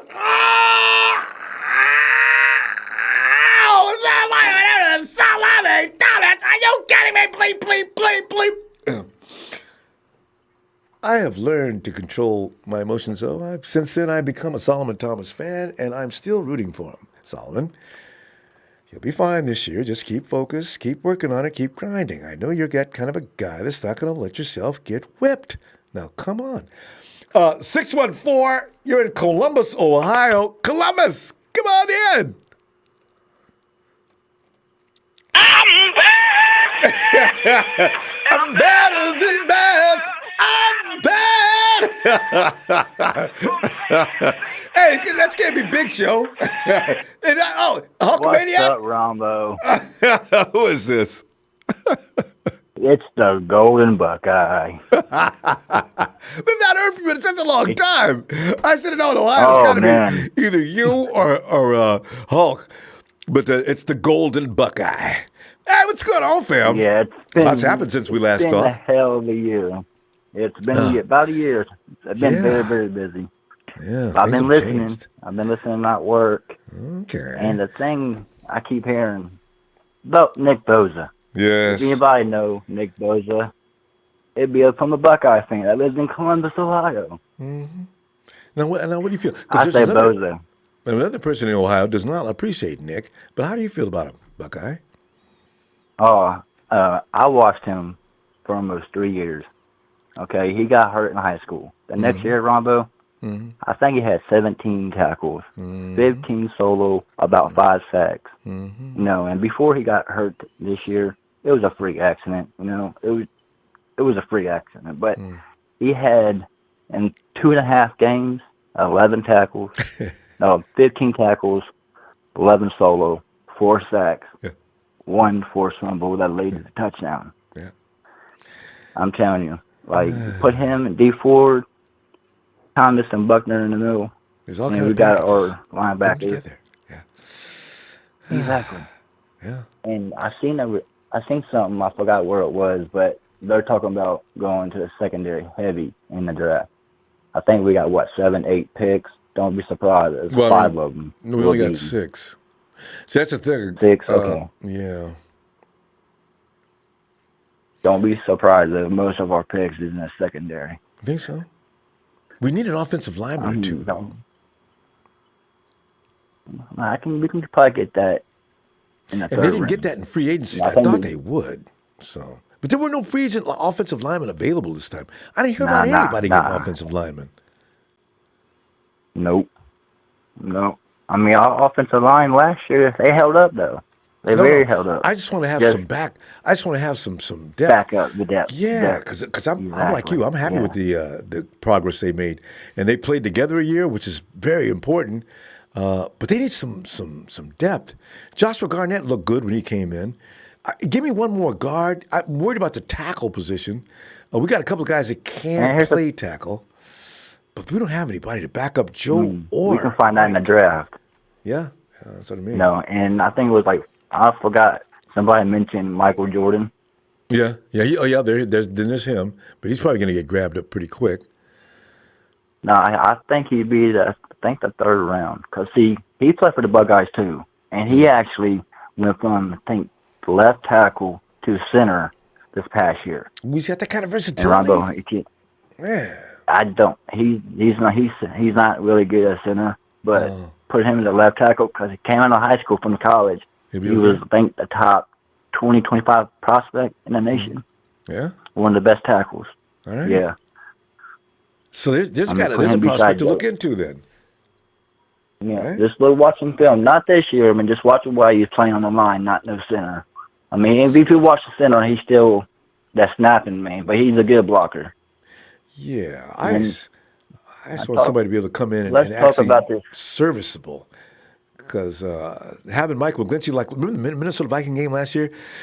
Mike Persons goes down, Joshua Garnett's holding his toes, and there's McGlinchey playing guard. I was like, oh man, it's like we could have won this game had some people stayed healthy and we not dropped a couple of opportunities. We could have really beat the crap out of the Vikings. Kittle dropped the pass. Oh, I agree. Alf fumbled on the 1 yard line. That's 14 points. We need to lose Not by to that mention many. Jimmy G threw 4 interceptions. Yeah, I know, Jimmy. That one of them wasn't his fault though. Somebody ran the I wrong say route. like 2, maybe 3 of them. You know, I think it was Dante Pettis did the wrong one. I did it wrong. But I'm talking about this. Kendrick. I don't think we need a true number one wide receiver, Ronbo. I really do not. I'm not worried about that either. Who won the Super Bowl that had a true number one wide receiver in the last past year? I asked somebody about that the other day. When was the last time a team won on the strength of a super wide receiver? I can't remember that. I mean, Jerry Rice is another story. There ain't been nobody like that since. Yeah. I just can't remember.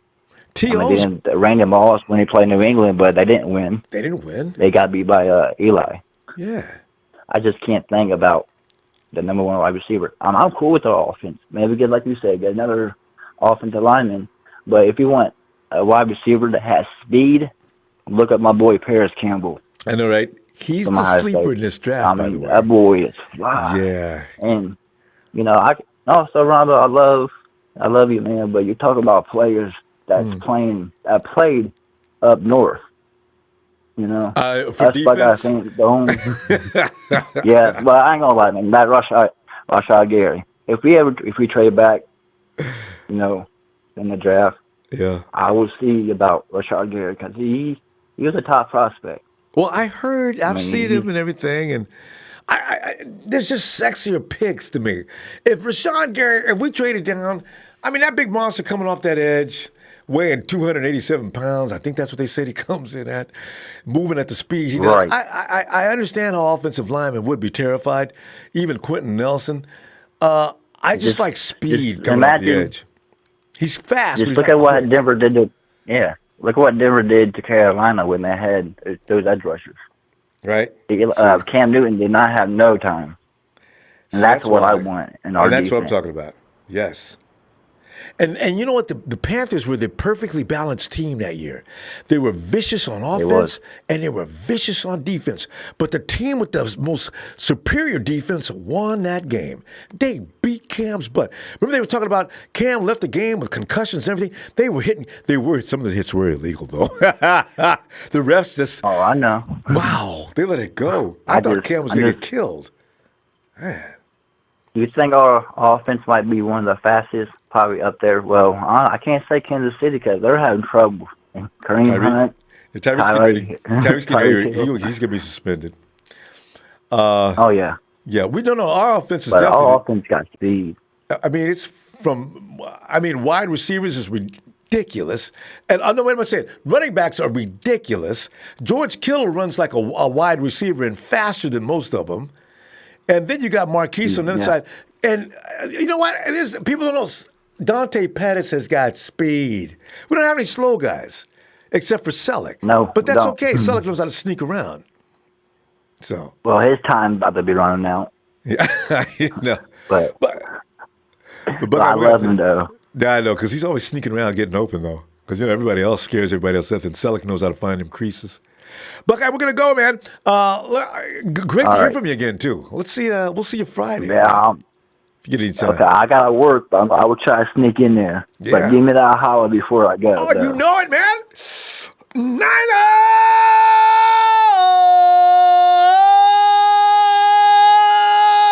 Oh boy, Ohio State Buckeye. Shout out to my Niner Empire, all the fans, and hit that like button. Thank you, Ronbo, for what you do, man. Much love, Buckeye out. Yeah. And there it goes. I'm bad, better than best. I'm bad. Wait a minute. What was Vince McMahon's music? Was that Vince? No, who's better than bad? I forgot. Because I used to love that. It make you laugh so hard. Okay. Hey, wait, now it's making me crazy. Who did that? Jeremiah Hanberry. I say keep Breida and McKinnon our starting running backs. They'll have to. You got to keep running backs in the bank when you're the 49ers. And boys, we're falling and going down like crazy. Oh, can we please have a season where they don't have to go all the way down? Just maybe a slight injury that takes you out a week or so, but not for the rest of the season. God, I hate that. They can't go out and get injured. They got to get mutilated to the point they can't even continue the rest of the year. Franklin Baking Jr. says it's either Bosa or Allen, unless we get 2 top 10 picks with a late first. We need proven power pieces now. Year 3 for Lynch and Shanahan. No more excuses. Well, I got to agree with that, though. I don't want no breadcrumbs. I'm just wondering what another team will give up is what I'm talking, Franklin. What are people willing to give up for that number 2 pick? And if they don't give it up, don't just keep the pick. I so agree. Ray Jr. says, "What up, Niner fam? Have no fear." Thanks, Ray J. Man. I love flattery. You guys are so cool. Trey Ross says, "What's up, bro? Just checking in. Who we getting? We need another wide receiver.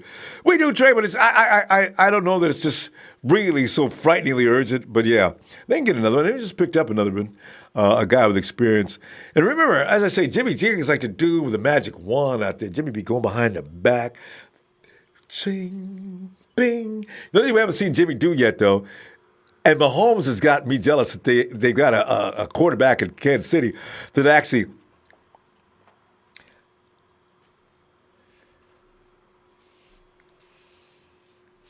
What? He hit the damn target? This ain't no NBA. How the hell did he do that? How did his receivers know he was going to do that? Mrs. Mahomes, baby boy, that boy guy, I don't know what they fed him growing up, but he is the ultimate freak. I gotta see him do that again. Throwing with his left hand, throwing touchdowns with his left hand. I gotta stop praising Mahomes, man, because we know what, he ain't on our team. I don't like Patrick. All right, what was I? Oh, yeah. Debbie Ryan says, "John and Kyle headed in the right direction in free agency. Now, if we just need to get what we need in the draft, we're coming in NFL." Oh, Debbie is so right. Here we come. Where's my guitar?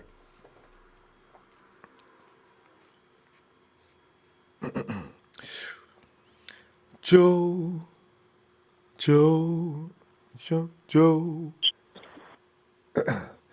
Joey Mahoney, yeah, dum-de-doo-ah, ooh, yeah, Joey Mahoney.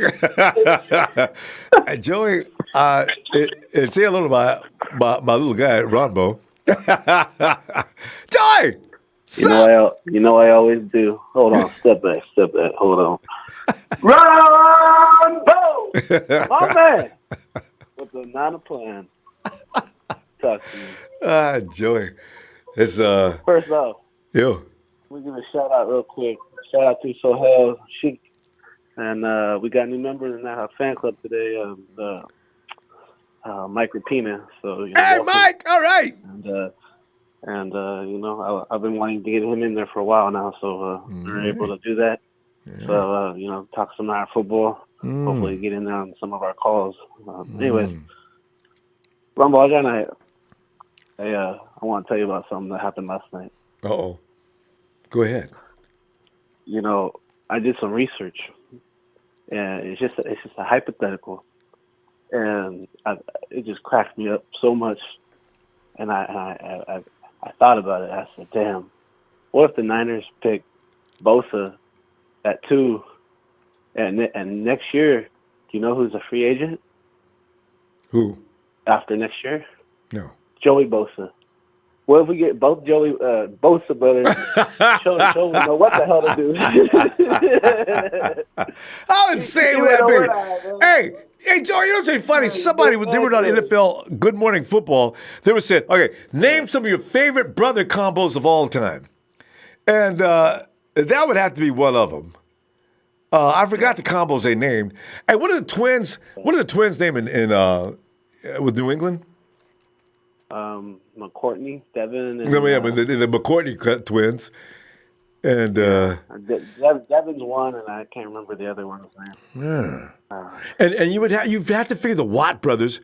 JJ. Yeah. So much Who better else? Better though. Yeah. But anyway. But Joey, man, you looking at our lineup so far, man? If we had to play this Sunday, man, if everybody's healthy, what we look like? Man, I like our secondary. Right now, Rambo, right now, our team's looking nice. And that's not even draft or nothing. Yeah. Just right now, our team looks real good. I mean, especially if everybody's healthy. Wow. A lot of people talking about getting a safety, and I agree. Giving up who? At least one safety. Oh, safety. Getting a safety. A safety. And I agree. I think we do need a safety, but I would ask this: what if we put Verrett at safety? You think that would work? Put him over the top. You know, how much is Verrett? How much does he weigh? I don't know. He's like he's light. I don't know exactly off the top of my head how much. Him and Jimmy, man. I worry about Jimmy back there. If I wish there was a such thing as a 240-pound free safety that could move quickly. So when them dudes come down the field with a full head of steam and they get rocked, and my safety walks away like, come running down here through here like that, you must not know who I am. Better pull up. We talking all kind of smack.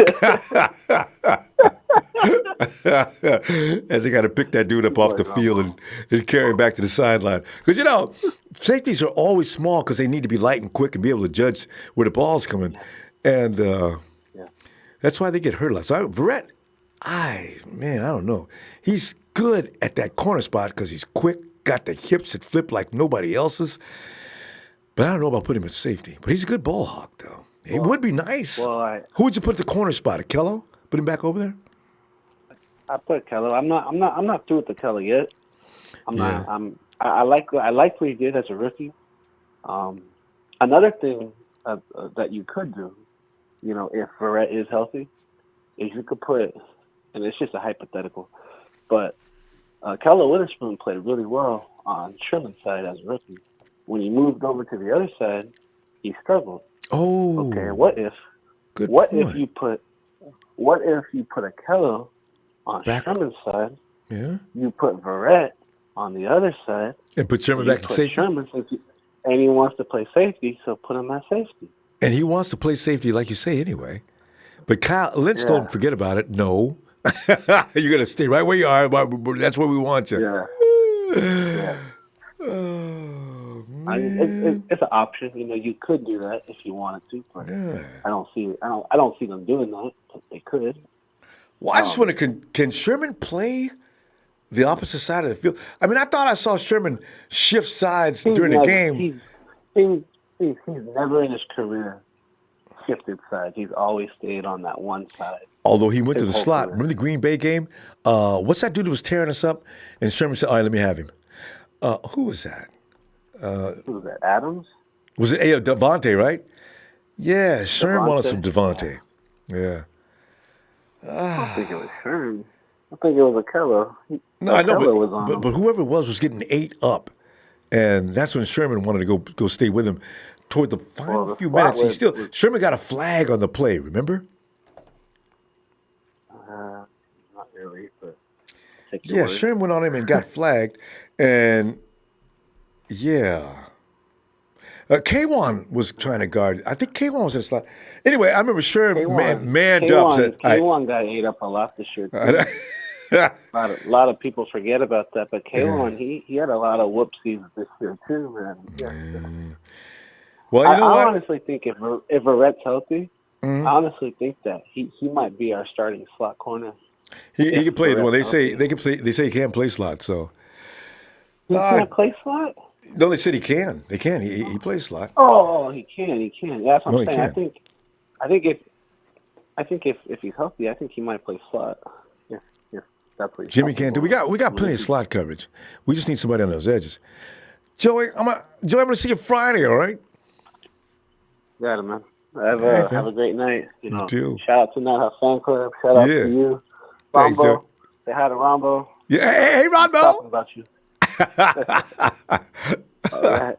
All right, fam. He's looking at me and says he wants to come on the show. He goes, right? We told him we got plenty of wet food. We got tuna and chicken. Yeah. Every kitty likes tuna and chicken. Yeah. Yeah. Well, you would know you had some on air. Oh, yeah. So tell me how it tastes. That was another story. Well, she thinks she owns the house. But anyway, hey, Joey, I'll see you Friday. All right. All right, man. Have a great night, Ronbo. You too. Have a good day. Bye. And Serge G. Hey, Serge G. Thanks, fam. Appreciate it. Jeff Tan says, Robert, you are definitely animated. No, yeah. I was called a human cartoon way back in elementary school, but back then I didn't appreciate it because being a cartoon is it's probably not the best compliment in the world, right? Hey, June says when it comes to D4, just look how Seattle uses Frank Clark in the same Leo position. Yeah, you know what? I expect nothing but good things from D4 though. I'm just. Because he came off looking like just a maestro over in Kansas City. Boy, D4 came off the end, and it was like all the lights went out and everything. It was crazy. So I like him. And Dominic Winters, hey, what's up, Dominic? Warner DeLeo. Hey, Warner, one day you got to tell me if I'm pronouncing your name right, because, I've known French folks down through my life, and they don't, you Americans, you got to speak French. Don't try to speak French. Just speak English. I'm saying, and you're English, by the way, But you can't mess with the French, man, so I want to get it right. Warner, you got to keep your lips tight. He said, hey, shout out to you from Spokane, Washington. Love you, fam. Keep up the great work. Thanks, Warner. And Walter Galliv. Hey, wait, did Walter tell her how to spell this? Oh, no. That's Salvador who spelled his name backwards. So this is another one. I said, Walter Gallives. He says, what's up? Been watching now for a couple of weeks. I'm hooked. Thanks, Walter. And Cohen Curtis says we can't afford to think magically when the second pick overall. Good point. Got to be serious.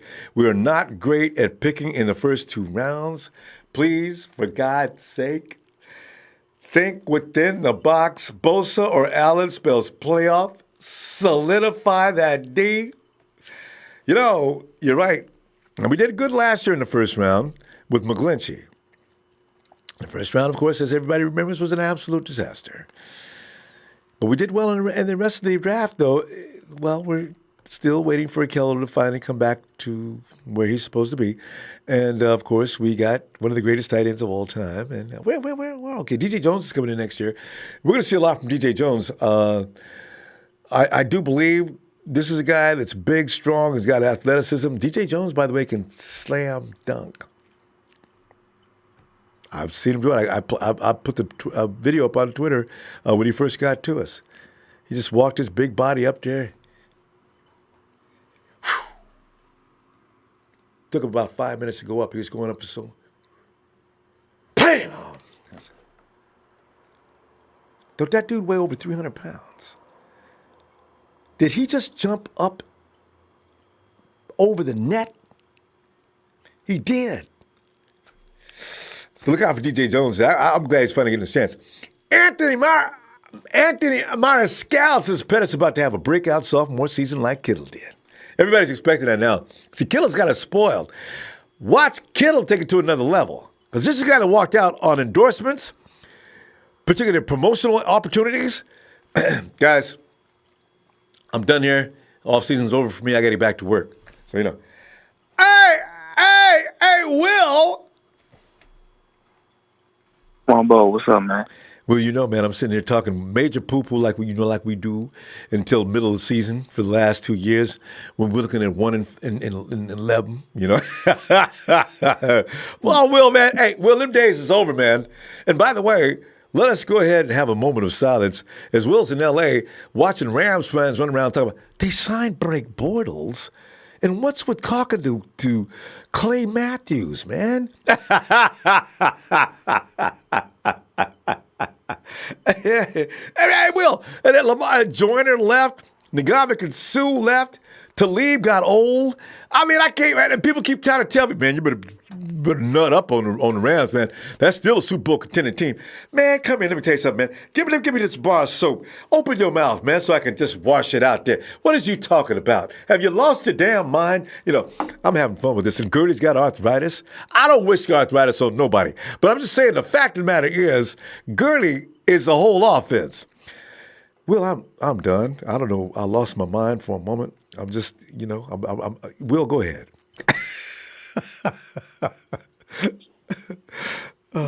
The Rams went from Super Bowl contenders to shit overnight. Ndamukong Suh over in Santa Clara and parked out in the parking lot. Hey, it's me, Ndamukong. Can y'all use any help? Okay, call me. Okay, well, I promise not to interrupt no more. Go ahead, man.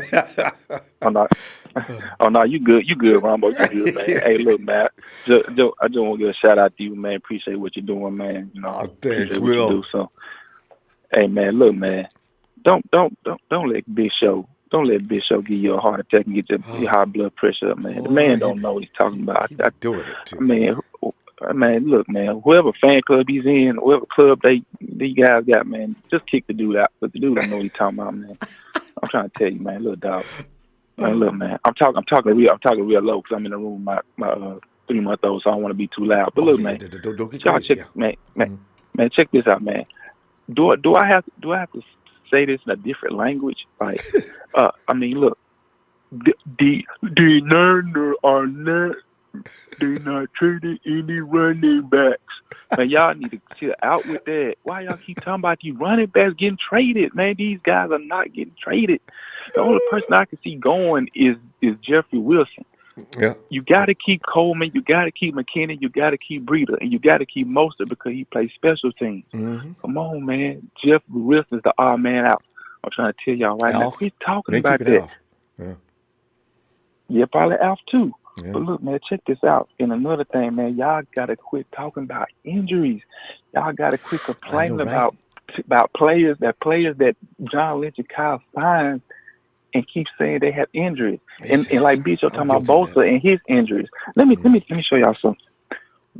We gonna have one of the greatest running backs of all time for the 49ers, who's gonna be a Hall of Fame in the future, named Frank Gore. Do you know that Frank Gore tore his ACL while playing with Miami back in 2002, and it came back in 2003 when he had 89 carries for 468 yards and 4 touchdowns? Come on, man! In his 2004 season, he had 25 passes caught for 985. Yep. You know, which meant that he had an average of 9.8 yards average. Come on, man! Why is y'all talking? Frank Gore's about to be a Hall of Famer. Yep. And this guy tore his ACL playing in college. So why are we down in Bosa? Why are we down in these college players and these NFL players coming from other NFL teams? Why are we complaining about them getting hurt? Just because they got hurt, don't mean that they can't bounce back and be one of the greats. Y'all need to quit talking about. I mean, y'all just trying to make an argument. Y'all just trying to make an argument without spinning the facts. And then you got Big Show over here talking about Bosa shouldn't be the number 2 pick. Bosa shouldn't be the number 2 pick. And Ronbo, you asked him, well, who should be the number 2 pick? He don't know. So why would you make an argument and you don't even have your own? You don't have your own fact of who you want to be the number 2 pick. You got to have a reason for your argument. He's on, right, dog. Joe. I told you about this when you said something. You got to come in with. You got to. If I ask you what your pick is, you got to tell me. Show's getting ready. He's getting ready now, though. I caught him. Ronbo, I gotta tell you. I gotta tell you who my number 2 pick is for me to have an argument saying that we shouldn't get Bosa.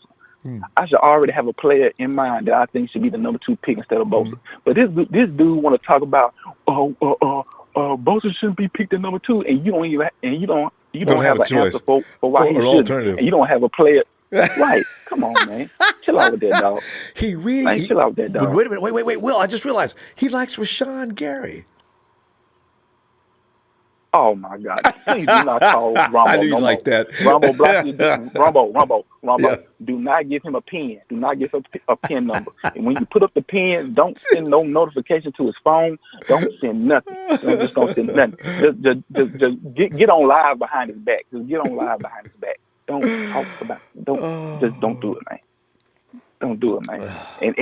And y'all and these people on here getting brainwashed by this dude and his comments about Bosa, and this dude don't even have no alternative instead of Bosa. He could at least say Allen. Then his statement would have been legit. Hey, but he gonna say I don't know. You see, the thing is, Show just wants to trade down. He hasn't made up his mind yet who we're trading down to. See, so that he doesn't want to admit that it is possible that Murray could go to Arizona. That bothers him, and So when I said we're going to get Bosa, good. That's when he came in and says, you guys talk about Bosa's all his qualities, but you don't talk about his flaws. And I said, okay, well, give me a flaw. Silence. Okay, well, he gets hurt. Okay, give me another one. Silence. Show, you better prepare the case. Exactly. I know he is. Show's gonna be back tomorrow with all kind of ammunition. I can see it now. Man, he'll be. I wouldn't. Hey, look. I wouldn't want him as my lawyer. I would go to jail because he don't have no facts, no evidence, no nothing. Going to jail. But look. Hey, yeah. Hey, Ronbo, look. Hey, I'm about to get on. But I just want to say, man. I saw Matt Miyoko's roster, man. I'm telling you, man, that free safety I ain't with it. I ain't with it, man. Please, man. Do I have to make a big old flag and fly it around Santa Clara and say, get Trey Boston? Do I have to do that? Do I have to put up a bat signal or something? Trey is a subject for another day. I don't get it. But we go. I tell you what, and man, something's gonna happen between now and Friday. I'll see you then, all right? Oh, all right. Hey, look, Ronbo, one more thing. I get out. One more thing. Real quick. Did you hear about the Giants? What they asked John Lynch during that OBJ trade? Yeah. Do you know them fools asked John Lynch, we'll give you OBJ for DeForest Buckner and that first and third round pick to go along with it. So they're gonna strip us butt naked and make us. All we get out of the deal is OBJ. You got to do better than that. And we're going to lose a first and third round pick. We got 3 picks left. No DeForest Buckner? No. So when anybody complains about, man, John Lynch can't pull the trigger on no deals. Every deal he get involved with, he can't close it. Shh, because he ain't a damn fool. I agree with them. That's too much. God. Oh. Man, that's crazy. Well. Man, and you got that low-grade dope. Completely, I know. That's my favorite low-grade dope. Hey, Will, I'll see you Friday, fam. All right, man. All right. Have a good night, man. Shout out to the 90 Empire, man. You know, fuck Rudy. Fuck the Rams. They lost the Super Bowl and they broke. I need y'all to dial this number. 1-888-453-9724 and donate a penny. Just 1 penny to the Rams organization so they can have money in their salary cap. And that's it. Okay. All right, Ronbo. Will's always good night, Will. Oh, God. Sheik. Uh-oh, Sheik. Oh, Sheik, I'm being told now, you got hung up by the system, and not only you. By the way, if you're watching, the system seems to disconnect. It's a Sheik, you know I wouldn't do that to you. There's some kind of a glitch in the system. Okay, try to call back. We got a few more minutes. There's something going on in the system. This happened the other day.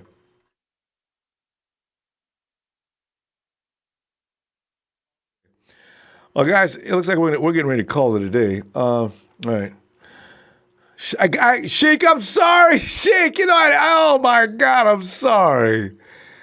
Okay. I'll make it up to you. I promise. All right. Coach says your real Coach Tim ain't no racist, and I love my fam. All of you, no matter what color, race, creed, type of animal, or food, you my people go Niners. Coach. And thanks for your contribution, Coach. He goes on to say, in fact, oh, wow. Coach, thanks, Coach. He says, and make sure you got my back, my brother from another mother. Love you and your show. Always draft Bosa, Samuel, Thornhill, Bates, Bailey, P. Bates, and OG. Guys, I really, the changing of identities, oh, come on, guys, that's so low. We can make it through this, all right? Apparently we've hit a crisis, and also there's all-out war going on. Guys, can we please try to pull it together? Somebody apologize, all right? Let's just try to get along. We could talk football. It's like Shu and I demonstrated earlier. That's the way you talk football. That's the way you argue with your family members. I mean, you're standing there with your brother, man. You don't pull out a gun and shoot him in the middle of an argument. You work it out. You talk about it. You have fun with it or whatever. But you don't get blood down, bone mad. Oh, God. Dark horse on two wheels on two wheels. I mean, you said it twice. I'm calling it now.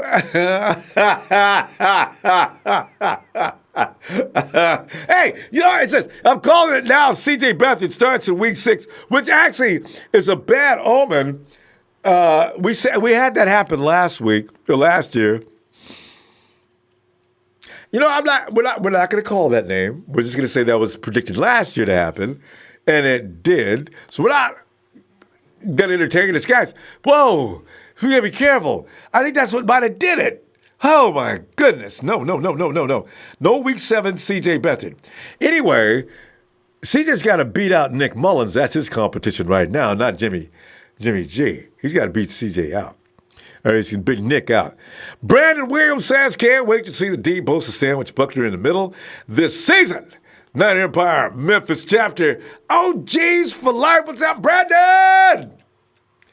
And Oski 209. Hey, what's up?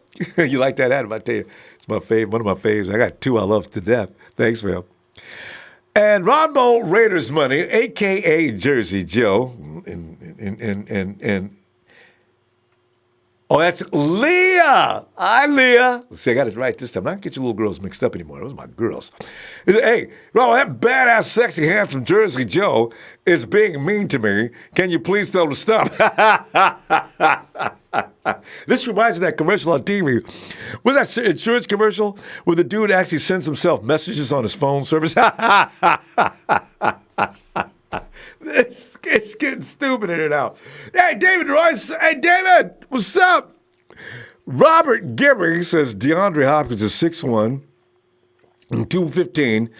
Dante, same height, and was 195 and is looking to put on some pounds during this offseason.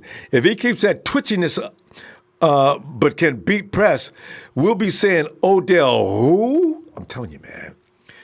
Pettis is just brutal. I mean, I wouldn't, if I covered him, I'd be pulling up with a hamstring all the time. Terran Lewis, A.J. Brown will be a monster. I agree. I like him. And you see him on, him talking to, what's the wide receiver's name that works at the NFL Network? Makes me laugh so hard. Oh, something senior. Steve Smith. Remember Steve Smith Sr., man? Steve Smith Sr. was over there giving A.J. a hard time. And you could see... He was sitting there telling him this, that, this. And A.J. was coming right back at him. And then you had wide receiver, Dallas Cowboys legendary wide receiver, standing there just laughing his ass off. Man, that was funny seeing. So A.J. already belongs in the NFL. And Jim Thorokill says, if we get Hawkinson, Selleck can jump in his Ferrari to go back to Hawaii. Hey, is Selleck from Hawaii? I didn't know that. And Terran Lewis, Terran says if we had Bosa and Armstead and or Thomas, don't eat in the middle, get rid of both of them. Yeah, no, really. There's too much edge pressure for them not to dominate the middle. You're right. Jim Thorokill says, would you trade Matty for a round 2 pick? And Ronnie Roberts, Verrett can swing his hips, but he also has amazing hands against corners as well. Yeah. And Daniel Placencia. Hey, Robert, who's going to be our backup for Kittle? See, Daniel, that's what we're concerned with now, man. That's why, I mean, you got Selleck. He's still there for now. But, you know, do they need to get another one? This is the thing. So, we'll see. All right. We got more here? Oh, yeah, Jim Thorokill. Terran AJ. Oh, we already got that. That's what we just did, that one. All right. Well, Aries Niners.